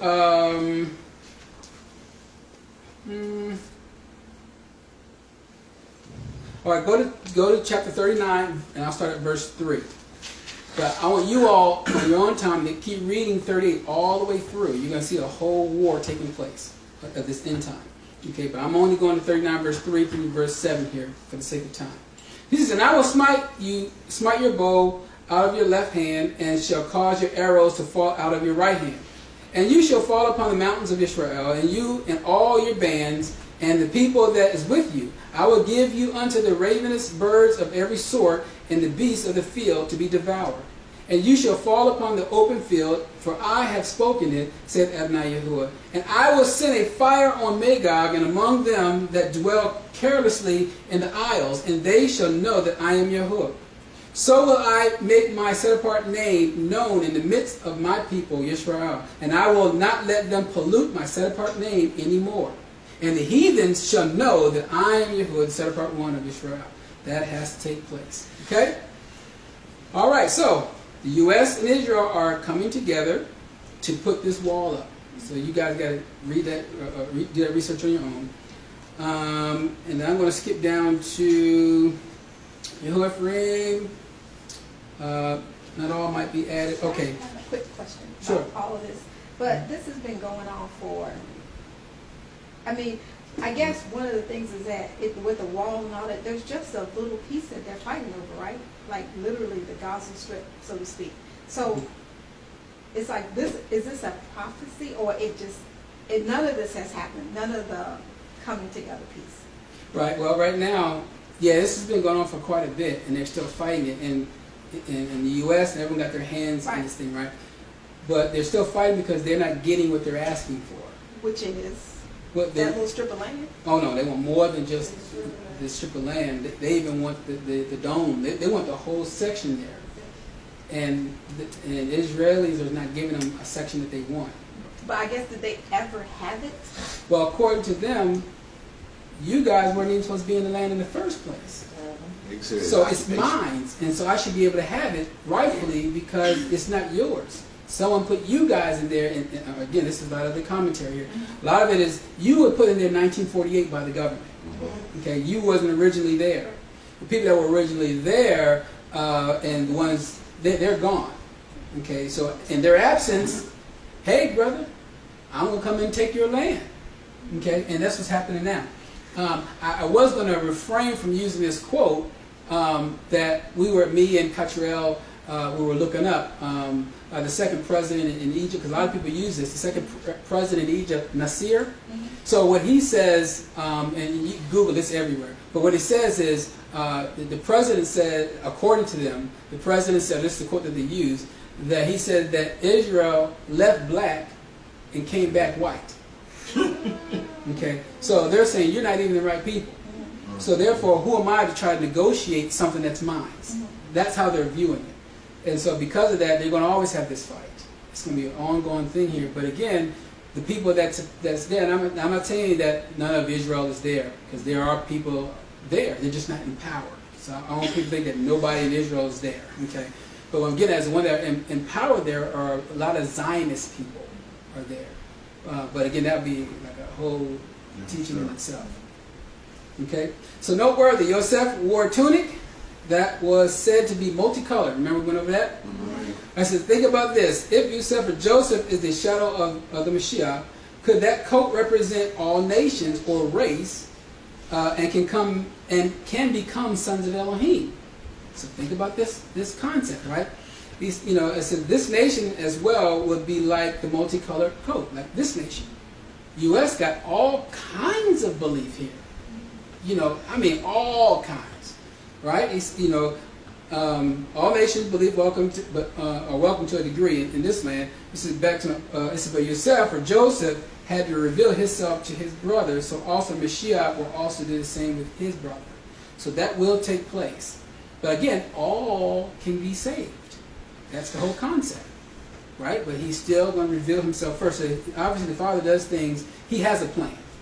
Okay, some of us may not like his plan or how he do it. Everyone thinks of as an all or a unit, and this is how it's going to be. But he has certain things that he's setting up. But of course, in the end, all will be saved that believed, and they were gave power to be sons of Elohim. So I don't know anything they're excluded if they don't believe. Okay. All right. First, must judge and clean up his own house. Okay, so what I got here is, remember 1 Peter chapter 4, verse 17, it says, for the time has come that judgment must begin at the house of Elohim. That's where the judgment starts. He's going to clean his house out first, and then he's going to want to clean everybody else out. Can you see why he needs to bring his chosen first together? Yep. And then from there, he'll start taking care of the rest. All right, so that you can find that 1 Peter 4:17. Yashar'al and his nation. I've got to skip that part. There's so much. All right, I'll tell you what. I put on Shemot 1:8. Shemot or Exodus 1:8. It says, now there arose a new king over Egypt, Mitzrayim, who did not know Yosef. Now I want you to think about that. It wasn't that he didn't know his name. It was, think about what they were trying to do. They were trying to forget him. Okay? So same thing with this nation here. I'm trying to forget who his people are. So this nation will have you thinking you're someone else. You're from another group. Okay? They start attaching things to you. You know what I mean? That because you're like, where are you from? I'll make you an African and an American. So I'll make you African American. Right. Okay? Or, what they try to do is, but for the sake of time, I'll just read my notes here. It says, he did not know him in the sense of his name. The Pharaoh tried to remove memory of who he was, just like it is here in America. The religious system wants us to distance ourselves from from knowing you are of the natural branch and come under an umbrella of we're all one in the same, no matter what you believe, as long as you believe in the Messiah. Again, I'm not saying all, okay, for the most part here. Scriptures state differently, though. You are a peculiar people, a treasured people above all people. This does not mean he does not like the rest of the people. Remember, those that are grafted in, he loves as well. His bride has always been Yashar'al, Israel, and the door has been open for those to join into the Commonwealth of Israel. Okay, but our bias cannot supersede the Father's plan. Bottom line. Okay? Anyone have any questions about that? All right, so the other part here is Christopher Columbus. We'll talk about this guy in just a minute. All right, there are some in the Caribbean islands. I want everyone to know that when we talk about Christopher Columbus, he went to the Indies. Everyone knows that, and he went to the U.S. And we're going to talk about him in just a minute. But there's a lot of Hebrews that are in these Caribbean islands as well. Right. A whole bunch. Okay, but let's keep going here. What I want to do here, this is pretty fast. It's going to be the scriptural timeline between us versus America. Okay, listen to this timeline. All right, David in power 40 years, Solomon in power 40 years, grand total 80 years. Everyone's good. After that, Rehoboam jumps on the scene. Right? But he jumps on the scene. Listen to what he says. This is coming from 1 Kings chapter 12, verse 1. Okay, 1 Kings chapter 12, verse 1. So it says, and Rehoboam went to Shechem, for all Israel were come to Shechem to make him king. And it came to pass when Jeroboam the son of Nebat, who was yet in Mitzrayim, heard of it, for he was fled from the presence of King Solomon, and Jeroboam dwelt in Mitzrayim or Egypt, that they sent and called him, and Jeroboam and all the congregation of Yashar'al Israel came and spoke unto Rehoboam, saying, your fathers made your yoke grievous, not therefore making you the grievous service of your father. And his heavy yoke which he put upon us lighter, and we will serve you. So he's asking, hey, make this lighter. Okay. Then he says, and he said unto them, depart yet for 3 days, then come again to me, and the people departed. And the king Rehoboam consulted with the old men. They stood before Solomon, his father, while he yet lived, and said, how do you advise that I may answer these people? And they spoke unto him, saying, if you will be a servant unto the people this day, and will serve them and answer them and speak good words to them, then they will be your servant forever. But he forsook the counsel of the old men, which they had given him, and consulted with the young men that were grown up with him. In other words, his buddies. With him and stood before him. And it says, and he said unto them, what counsel give you that we may answer this people? For we have spoken to me, saying, make the yoke which your fathers did upon us lighter. And the young men that were grown up with him spoke unto him, saying, thus shall you speak unto this people that spoke unto you, saying, your father made our yoke heavy, but make you it lighter unto us. Thus shall you say unto them, my little finger shall be thicker than my father's loins. And now, whereas my father did lay you with heavy yoke, I will add to your yoke. My father has chastised you with whips, but I will chastise you with scorpions. So Jeroboam and all the people came to Jeroboam the third day, as the king had appointed, saying, come to me again the third day. Now, you see what happens here? This what happened after this 40 years, and 80 years, and all of a sudden you got this tyrant that comes on the scene and makes things bad. Right? Now, a little American history here. After 80 years, the kingdom was divided north and south. Okay? That's what happened during their time period with Jeroboam. Okay? After 80 years, it was divided. The kingdom was divided north and south. Okay? The American Revolution was in April 19, 1775, and this is about the time of Passover, by the way. The major power during that time was Great Britain. It says the war ended during the time of Tabernacle. Okay? Now, I'm going to use this term, Lord Cornwallis. I don't know if you are familiar with him or not, but Cornwallis was surrendered in Yorktown, Virginia. All right? He surrendered, he sent his lieutenant with his sword and met up with Washington's lieutenant, Ben Lincoln, okay, in the fall of 1781. 80 years from that date will be 1861. During that time, President Abraham Lincoln was on the scene. The problem during his time was what? Slavery and oppression. All right? That year, the U.S. was divided, and that year, that's when the U.S. was divided north and south. So you see how this picture... Okay, good. So I'm trying to make this as fast as I can here. All right, so Christopher Columbus, better known as, his last name is Cologne. Cologne, okay? Now, this explorer, as he called him, navigator, was born in the Republic of Genoa. I guess that's what it's called. What is today northwestern Italy, under a, I'm about to say Italy. Oh, okay. Under the Catholic monarch in Spain. But keep in mind, he was actually a Jew. Okay? Keep that in mind. Listen to his diary. And I want you to understand that we'll talk about his name. The word cologne means dove. Okay? So keep that in mind. But listen to his diary. He says, it was Yahuwah. He didn't say Yahuwah, all right? Who put into my mind, I could feel his hand on me. The fact that it would be possible to sail from here to the Indies. All who heard of my project rejected it with laughter and ridiculing me. There is no question that the inspiration was from the Spirit, because he comforted with me with rays of marvelous inspiration and the set-apart scriptures. Okay, of course he used the Holy Scripture. Okay, he says, I am most noteworthy sinner. But I have cried out to, he will say the Lord, for favor and mercy, and they have covered me completely. I have found the sweetest consolation since I made it my whole purpose to enjoy his marvelous presence. This is Christopher Columbus's diary, right? He says, for the execution of the voyage to the Indies, I do not make use of intelligence, mathematics, or maps. It's simply the fulfillment of what Isaiah has prophesied. Now, let's go look at what Isaiah prophesied that he was talking about. Look at Yashar'al or Isaiah chapter 11, verse 11. 11:11.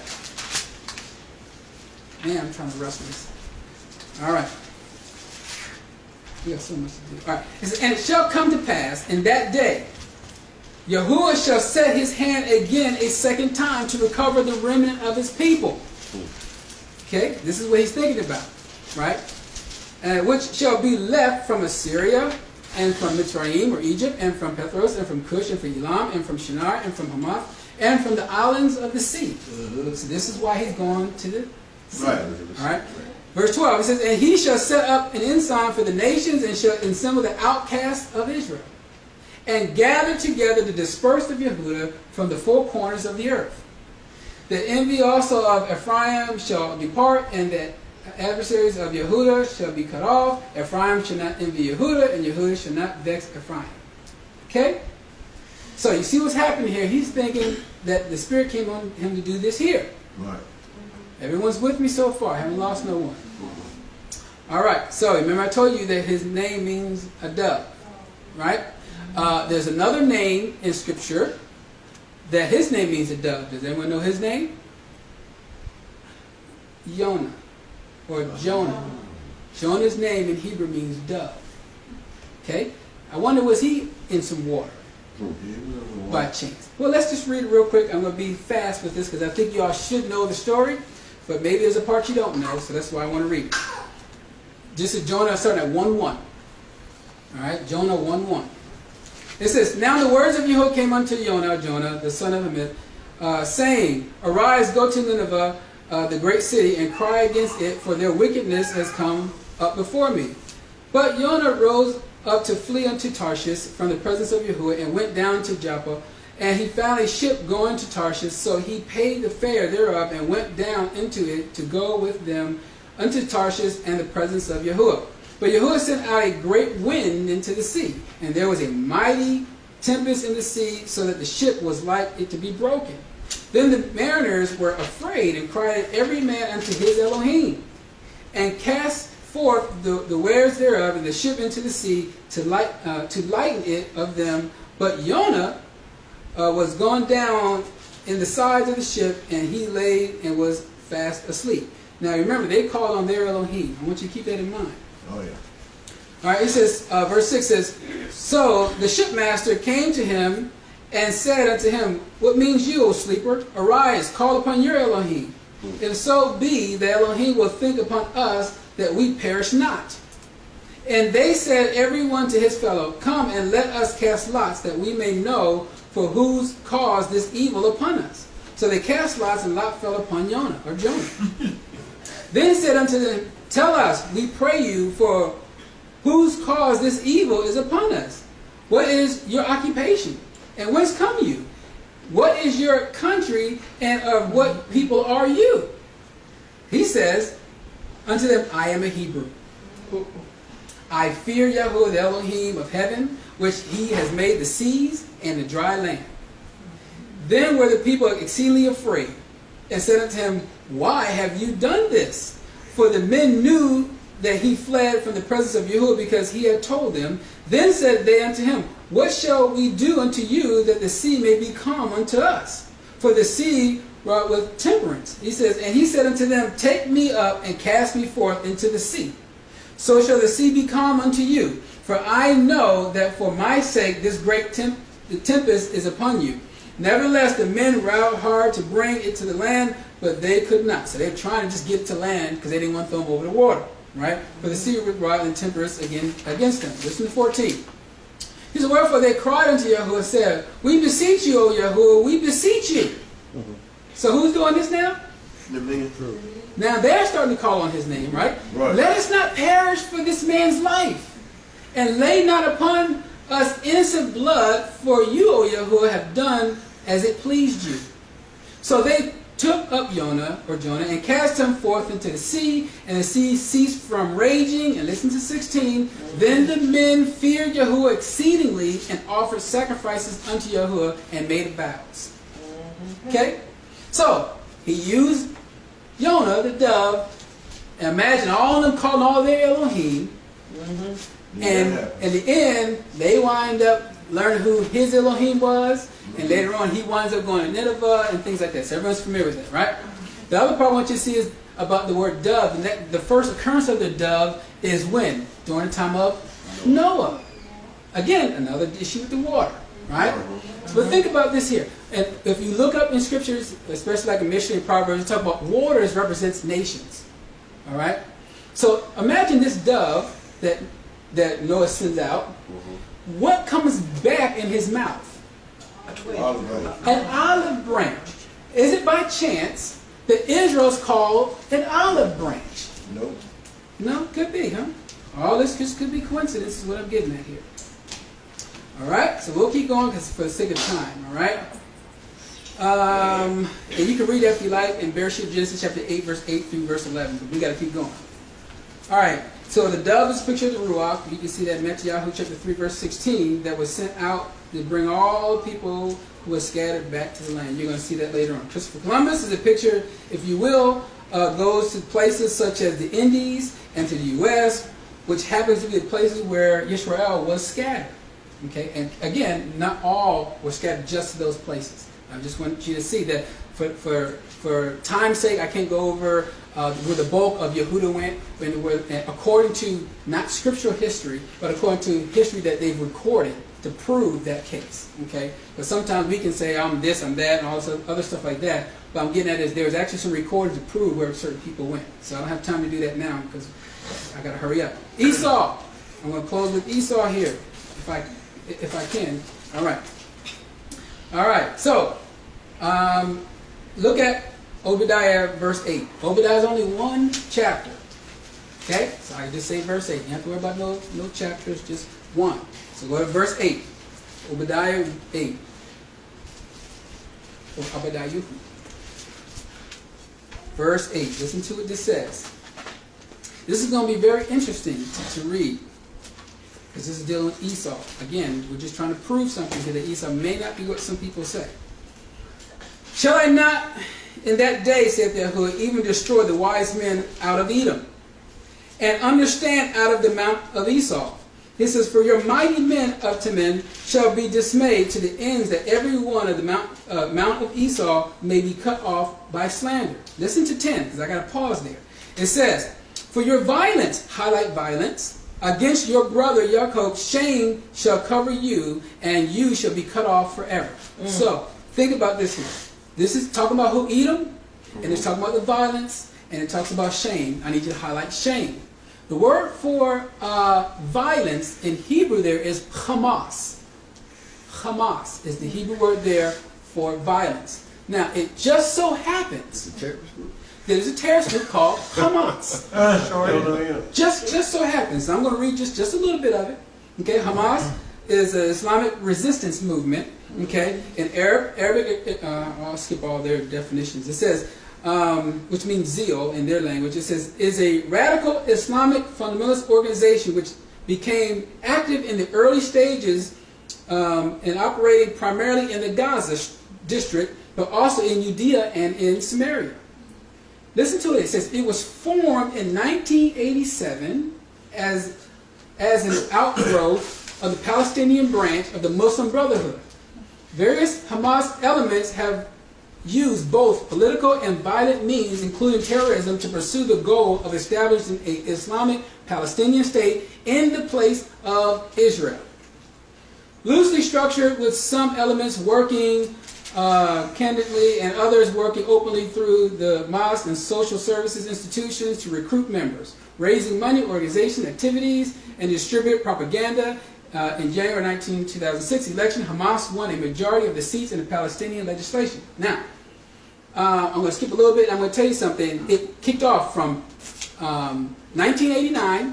I want you to think about this. 1989 to the early 90s, Hamas was very prominent in the land. So my question to you is, who was president between 89 and the early 90s in the U.S.? Bush won. The 80s? I was going to say Mr. Bush. Yeah, just after Reagan. No. Yeah. You said 1989 to 89 Bush? Senior. Bush, senior. Right? Big Bush? Yeah, Big Bush, not Little Bush. Literate Bush. Okay, Big Bush. Now, I want you to see this deal, because the word shame, remember we just read this, the word shame in Obadiah chapter 10, where it says, for violence, which is Hamas, it says, against your brother Jacob, and his shame shall cover you. The word shame happens to be busha, which happens to be the root word bush. Could be just a coincidence. It's pretty strong, but if you look that word up, it's busha, and it says from the root word bush. And this is when they became very dominant at the time. So I don't really have time to keep, I'm going to have to skip a lot here. Alright, so Jacob sent messengers before him and Esau, his brother. Okay, so I don't have time to go over this part with you guys, but there's a picture here I got of Edom, all right, a map. And in this map, it shows you where Edom is in relation to where Israel is. And you're going to see Edom, Moab, everybody that wanted to conspire against Israel, all of them are married to each other. And all of them came to get Israel out of the land. All right? So I'm going to skip that part. And, wow. So let me just, I'll read Isaiah 34 verse 5 through verse 8. Okay? Isaiah, Yashar'al chapter 34, verse 5 through verse 8. And I'm going to finish up with Obadiah. And I got a question for you and finish. All right. Isaiah what? Isaiah chapter 34, verse 5 through verse 8. Because this is another account of the end time. Okay? End time prophecy. So it says, for my sword shall be bathed in the heaven. Behold, it shall come down upon Idumea, or Edom, and upon the people of my curse to judgment. The sword of Yahuwah is filled with blood. It is made fat with fatness, and with the blood of lambs and goats, and the fat of the kidney of rams. For Yahuwah has sacrificed in Buzar, and a great slaughter in the land of Edom. And the unicorn shall come down, and with them, and the bullocks with the bulls, and with the land shall be soaked with blood, and their dust made fatness. Verse 8 says, for it is the day of Yahuwah's vengeance and year of recompense for the controversy of Zion. Think about that. This is an end time prophecy, right? When I got a map here for when you guys get the notes, you're going to see where Edom is, and where he just said Buzar is, and where Edom is. All of them is right there. It has to be. This happens to be the same place where Islam is. Okay, so it can't be no coincidence that maybe Edom might be a different group of people than what people say they are. Okay, this is my whole point. All right, so now let's keep reading. Let's finish up with Obadiah. Verse 11 says, in the day that you stood on the other side, in the day that the strangers carried away captive his forces, and foreigners entered into his gates, and cast lots upon Jerusalem or Jerusalem, even so was one of them. But you should not have looked on the day of your brother in the day that became a stranger. So what? Israel became a stranger. Neither should you, we'll keep on. All right. Neither should you have rejoiced over the children of Yehuda in the day of their destruction. Neither should you have spoken proudly in the day of distress. You should not have entered into the gates of my people in the day of their calamity. Yea, you should not have looked on their affliction in the day of their calamity, nor have laid hands on their substance in the days of their calamity. Neither should you have stood in the crossways to cut off those in his that did escape. Neither should you have delivered us those his that did remain in the day of distress. For the day of Yahuwah is near upon all the heathens. As you have done, it shall be done unto you. Your reward shall return upon your own head. For as you have drunk upon my set apart mountain, so shall all the heathens drink continually. They that shall drink, and they shall swallow down, and they shall be as though they have not been. Now I want you to see this here, what they did on their calamity. Some people look at this as saying, well, this was the slave trade deal. The timeline is different. That's not this time. This was a time of them getting in captivity. Back in this time period, near their land. Okay? But let's keep on here. Verse 17 says, but upon Zion shall be salvation or deliverance. There shall be a subpartness, and the house of Jacob where Jacob shall possess their possession. Listen to 18. In the house of Jacob Jacob shall be a fire, and the house of Yusuf and Joseph a flame, and the house of Esau for stubble. And they shall kindle in them and devour them, and there shall not be any remaining of the house of Esau, for Yahuwah has spoken. All right, you guys can read 19 through 21 on your own. I'll just read 21, so I like 21. It says, the Savior shall come upon Mount Zion to judge the mount of Esau, and King his son of Elohim has been hidden for a long time. They have been hidden so long, and now this is my notes, I'm telling you, that Israel has been hidden so long that we don't even know we were hidden. That's how bad this is how much the Father concealed for a purpose. Okay? We've been hidden so long from everybody that even the people that's hiding even know they were hiding. Alright? Alright, so here's my question so we can close this out here. Man, alright. Question was, what is the difference between wheat, chaff, and tares? Can anyone tell me the difference between chaff wheat, and tares? Chaff, and tares? Yes. Well, I think wheat is the entire thing. And then the chaff is the piece that you need, or I guess the piece that's consumable, and the tares piece that you throw away. So it's the whole thing, but like you break it. It's almost like, I don't know, like an apple has a skin and a seed and the flesh of the apple. So they're like, it's the whole thing. And then the pieces that you use, the pieces that you toss away. What did you say? Wheat, all of them from the wheat to the chaff. The wheat is one stalk. It goes from one to the end. Chaff is what you throw away. That's what she said. Okay. But, oh, you said the wheat. The chaff and the tares. Okay, the tares. That's something else. Well, I know that part. It's like a garden. Then they water the wheat and chaff together. Okay. It's three different, well, it's two different things. Put it this way. Okay, all right. Anyone else want to take a stab at this?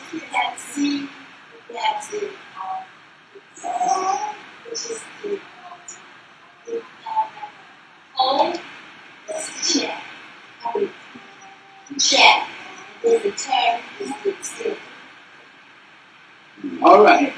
It's like a peanut. I was Yeah, thinking that's a- that the wheat and the chaff is what do you call it? Like when you got your garden and you've got the overgrowth of your garden that goes up and grabs a hold of what the good is, and the tare is what you separate from the good. We got some internet participation. Okay. Tell us what So you got. we have tares look like wheat but are poisonous. Okay. And then we have the righteous and the wicked. You got scripture saying the weakness here. Well, we're going to elevate that too. We're going to get that to the next level. I just want to see first what you all thought about that. Well, now I have someone else says you can't tell the difference until the end. Exactly. So tares, obviously, a wheat and tare looks the same. But chaff, we're going to talk about all three of these. But I just want to see everybody's mindset. So obviously, I'm going to a point why I asked these things, right? All right. So wheat obviously is going to be a wheat harvest. That's going to happen, and we're going to be part of the wheat harvest, right? Right. Chaff is this piece that actually comes off. Chaff comes off of the wheat that you cannot eat. It's not good. It's really sharp. Okay. But my question, part two, is going to be, what's the difference between chaff and tares? One piece you use, one piece you don't use, right? One part's disposable, one part's the piece you keep. They both end up in the fire at the end. It's just like a tear, like they're really, really bad. All right. So Tare keep coming back. all right. So let me just go ahead and let you know first. All right, so the wheat, obviously, I want us to look at this as wheat. Okay. Chaff, on the other hand, is like, if I'm looking at us as wheat, a good example of chaff would be like at Mount Sinai at the golden calf. They're still the wheat, but they started doing something that's chaff. Sense. Right. In other words, let me make a calf, and then let me put all this in the name of the one that took us out. Okay. So you see what's happening here is this chaff, in other words, this wheat and chaff, depending on how this wheat operates, can turn into chaff.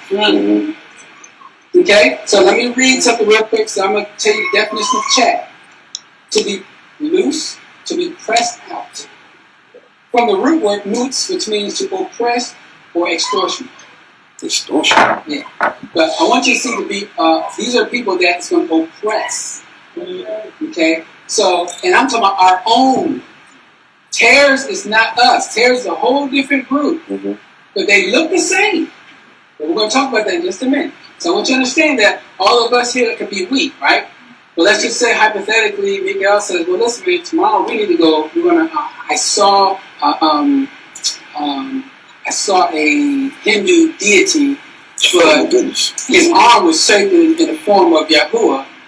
So let's just carve Yahuwah's name on it, and then we'll serve this, and we'll call this Yahuwah. Now, he's considered weak, right? But what he just did, he became a chaff really fast, which is oppression, which is something that you can't eat. Father can't use you in his barn, he's going to burn you. Right? But the same thing, what I want you to see is the tare, that's not the wheat per se, that the tare is going to be burned too. So you can be you, and depending on your actions, it's going to determine where you're going, and you're going to go to the same place that's not even, if you're not even his people, if you're the adversary. Okay? So let me read some of this to you. Chaff is a higher understanding like wheat doing the tare away, being convinced to do something that's outside of the will of Yahuwah, and thinking Yahuwah will be okay with it. Okay? Matthew chapter 3 verse 12 says this here.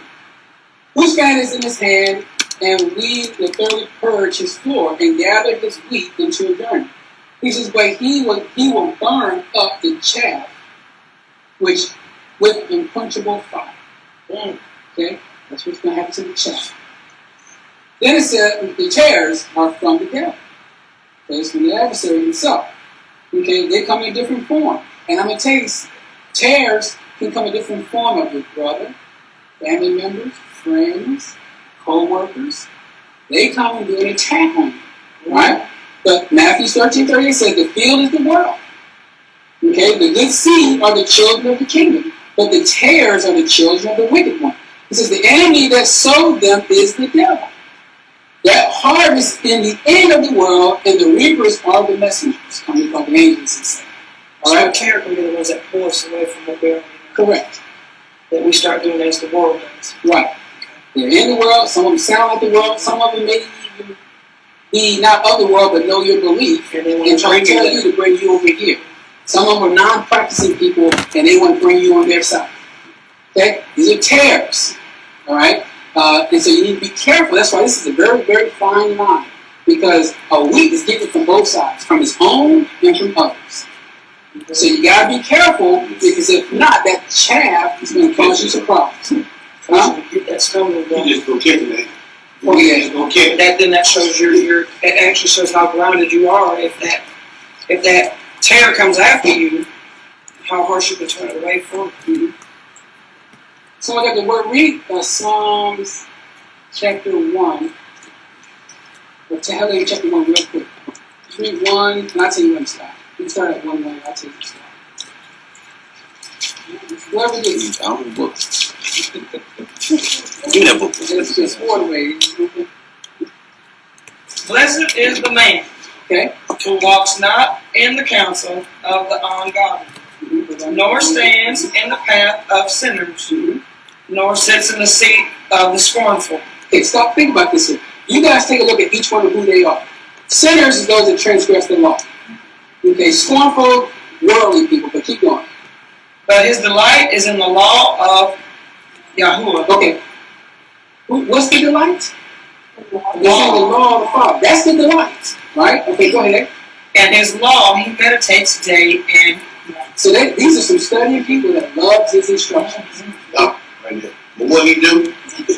He do one more thing. He meditates. Right. Or she meditates. Right, that's the whole point. Day and night. Right, that's the study part. That's what I'm saying. That's the study. Uh-huh. He shall be like a tree planted by the rivers of water that brings forth its fruit in its season. Okay, if I could go, that alone is just a study by itself. The living water, the righteous, the tree of life, but we don't have time. We keep going. Whose leaf also shall not wither, and whatever he does shall prosper.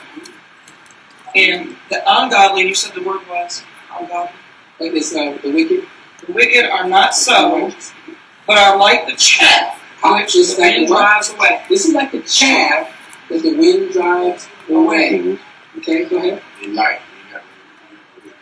Therefore, the ungodly shall not stand in the judgment, nor sinners in the congregation of the righteousness. You got to be separate. You can't put this light and darkness and anything else. It's terrible. But I want you to see, though, is that this chaff is going to blow away. This is the thing that's going into the fire. So I don't care if you're weak, you're a righteous person. The minute you start acting like chaff, you're no different than a tear. Both of you guys are going to the same place. All right? So just keep that in mind. You finish. I just wanted you to go there. I want you to look at Isaiah, Yashar'al chapter 51, chapter 5, verse 1. This is Isaiah 5:1.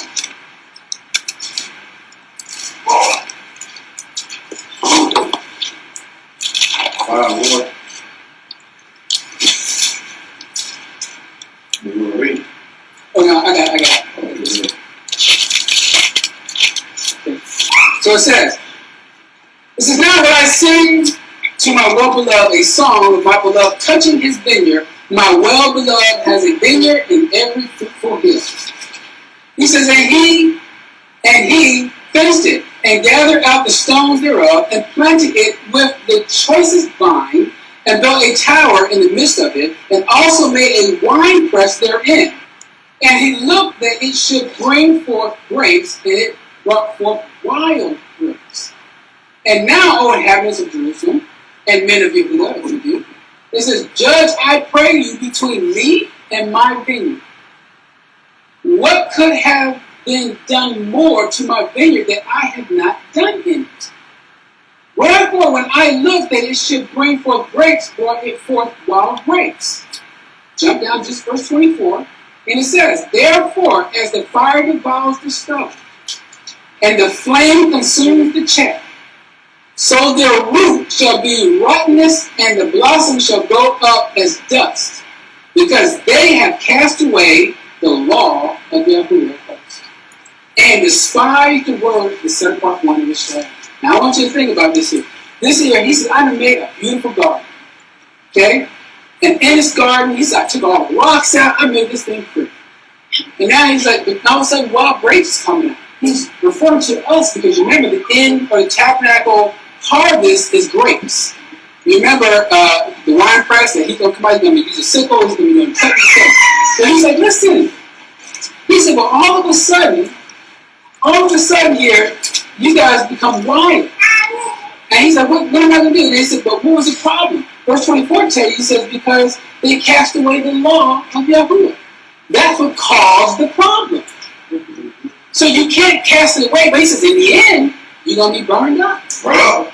All right? So think about this here. I can't go to a place that I know that if I am weak, I'm not going to go to a place that's going to cause some chaff. In other words, if I say I go to a place and I get drunk, if I get drunk, is that of the word? No. If it's not, you being weak, you're turning yourself into something they told you not to do.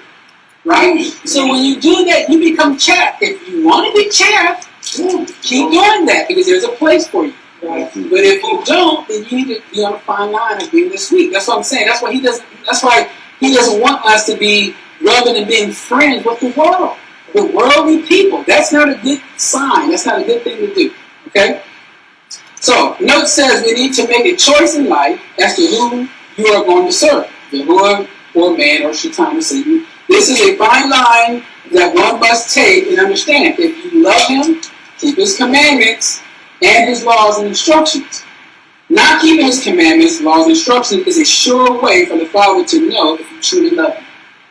There is a true way to know that, right? He says, let Elohim be true, every man a liar. Y'all familiar with Romans chapter 3, verse 4? We need to strive to be honest with one another, and we need to be true to each other. Okay, keep that in mind, and I'm going to close with this here, which is in Mishlei or Proverbs, chapter 12, verse 22. Listen to what this says. This is Proverbs, Mishlei, Proverbs, chapter 12, verse 22. A lying lips are an abomination to Yahweh, but they that deal truly are his delight. Okay? Lying lips is an abomination. I don't think an abomination is going into the kingdom. No, there ain't gonna be no abomination, no lies, no sin, none of that ain't gonna walk through. So our practice is to practice that now. Mm-hmm. Don't wait till you think the sky rolls back like a scroll. Oh, Father, I love you. You're the best thing smoke. I never did. I forgive me of all things. Come get me. And you gonna happen. You're gonna say you knew it. Your heart knew that you were supposed to get this thing right a long time ago. Yeah, you're gonna think you got this. What they do in some churches, my days talk about they on the deathbed resurrection and stuff. Deathbed repent. Yeah. Oh, I'm so sorry. I'm about to go down. I'm about to leave. Mm-hmm. No, well, you're gonna leave. You might depart from me. You worker of iniquity. So we need to be very careful with our lying lips. We need to be careful with keeping his instructions. We are two places where his law is very, very important, all the way to the end time. So if someone teaches you something different than that, you're going to have a problem with that person. Just share with them some of these scriptures. Say, what do you think about this? This is not talking about in the middle. This is not talking about after you died. All the stuff went away. The end has not come yet. So if it has not come, and he's telling you what to expect in the end time, you better keep his laws and commandments, because that's what's going to point you to the right direction. The minute you stray away from that, where it says it gives you long life according to Proverbs, you're about to lose it. You're about to lose your life. Okay? Any questions? You can't get drunk. What do you mean drunk? You mean don't drink wine up? You can't get Noah drunk. You only drink wine up? It's okay to drink wine. But when it starts messing with your mind, your speech, you got a problem. Or if you're out there drinking with ungodly people. Right. If you're doing stuff that you shouldn't be with them. You're not supposed to drink with the people you know. There you go. Okay, that's just a no-go from the very start. Drinking with What does light have with darkness? What does an unbeliever have with a believer with an unbeliever? But we want to chill out with them and talk with them and smoke a cigarette with them and drink with them and have a good time. And you got money, I got money. Let's chill out. He says you're in this world, but you're not of this world. Don't do the things of this world. How can I recognize a difference between someone that's set apart and someone that's not set apart? How do I know that? Because of your actions. If you look like if you look and act just like they do, I don't see how you're set apart. Right? It doesn't make any sense. You know, and I can't be this one way, and then the next day I'm this way, and I go back this way. He's like, man, you're unstable. You know, he says that's just not going to happen. You just can't do it. You be playing with the fire of the fire. You do something. That's something that one thing I will honestly say to everybody is he's no one to be played with. Okay, Can't no, because he's going way past what you look like on the outside. He said that 2S4 goes all to the bone marrow. That's a pretty deep.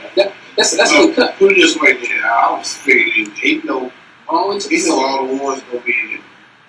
Right, but that doesn't. Since he does, the question is, do they? Right. Right. All they Because if they don't, they didn't get right. Because that's what's going to determine. He knows the thing from the Well, beginning. see, most people keep getting something wrong with it. They got to get understanding. I understand that. All judgment is up to the Son. The Son is up to everybody. It's you saying the Father. It's the Son. The Son. He didn't want to come back with proper judgment. Never seen it. So, we were made just like us. We had the feelings we had. We had flesh and blood. So he did it. Yeah, I mean, the difference is he says he chastises who he loves. Right, that's for sure. The Father uses people to do righteous judgment as well. But he also can do it himself to you. He can also talk to you through your prayers. He can talk to you through other people.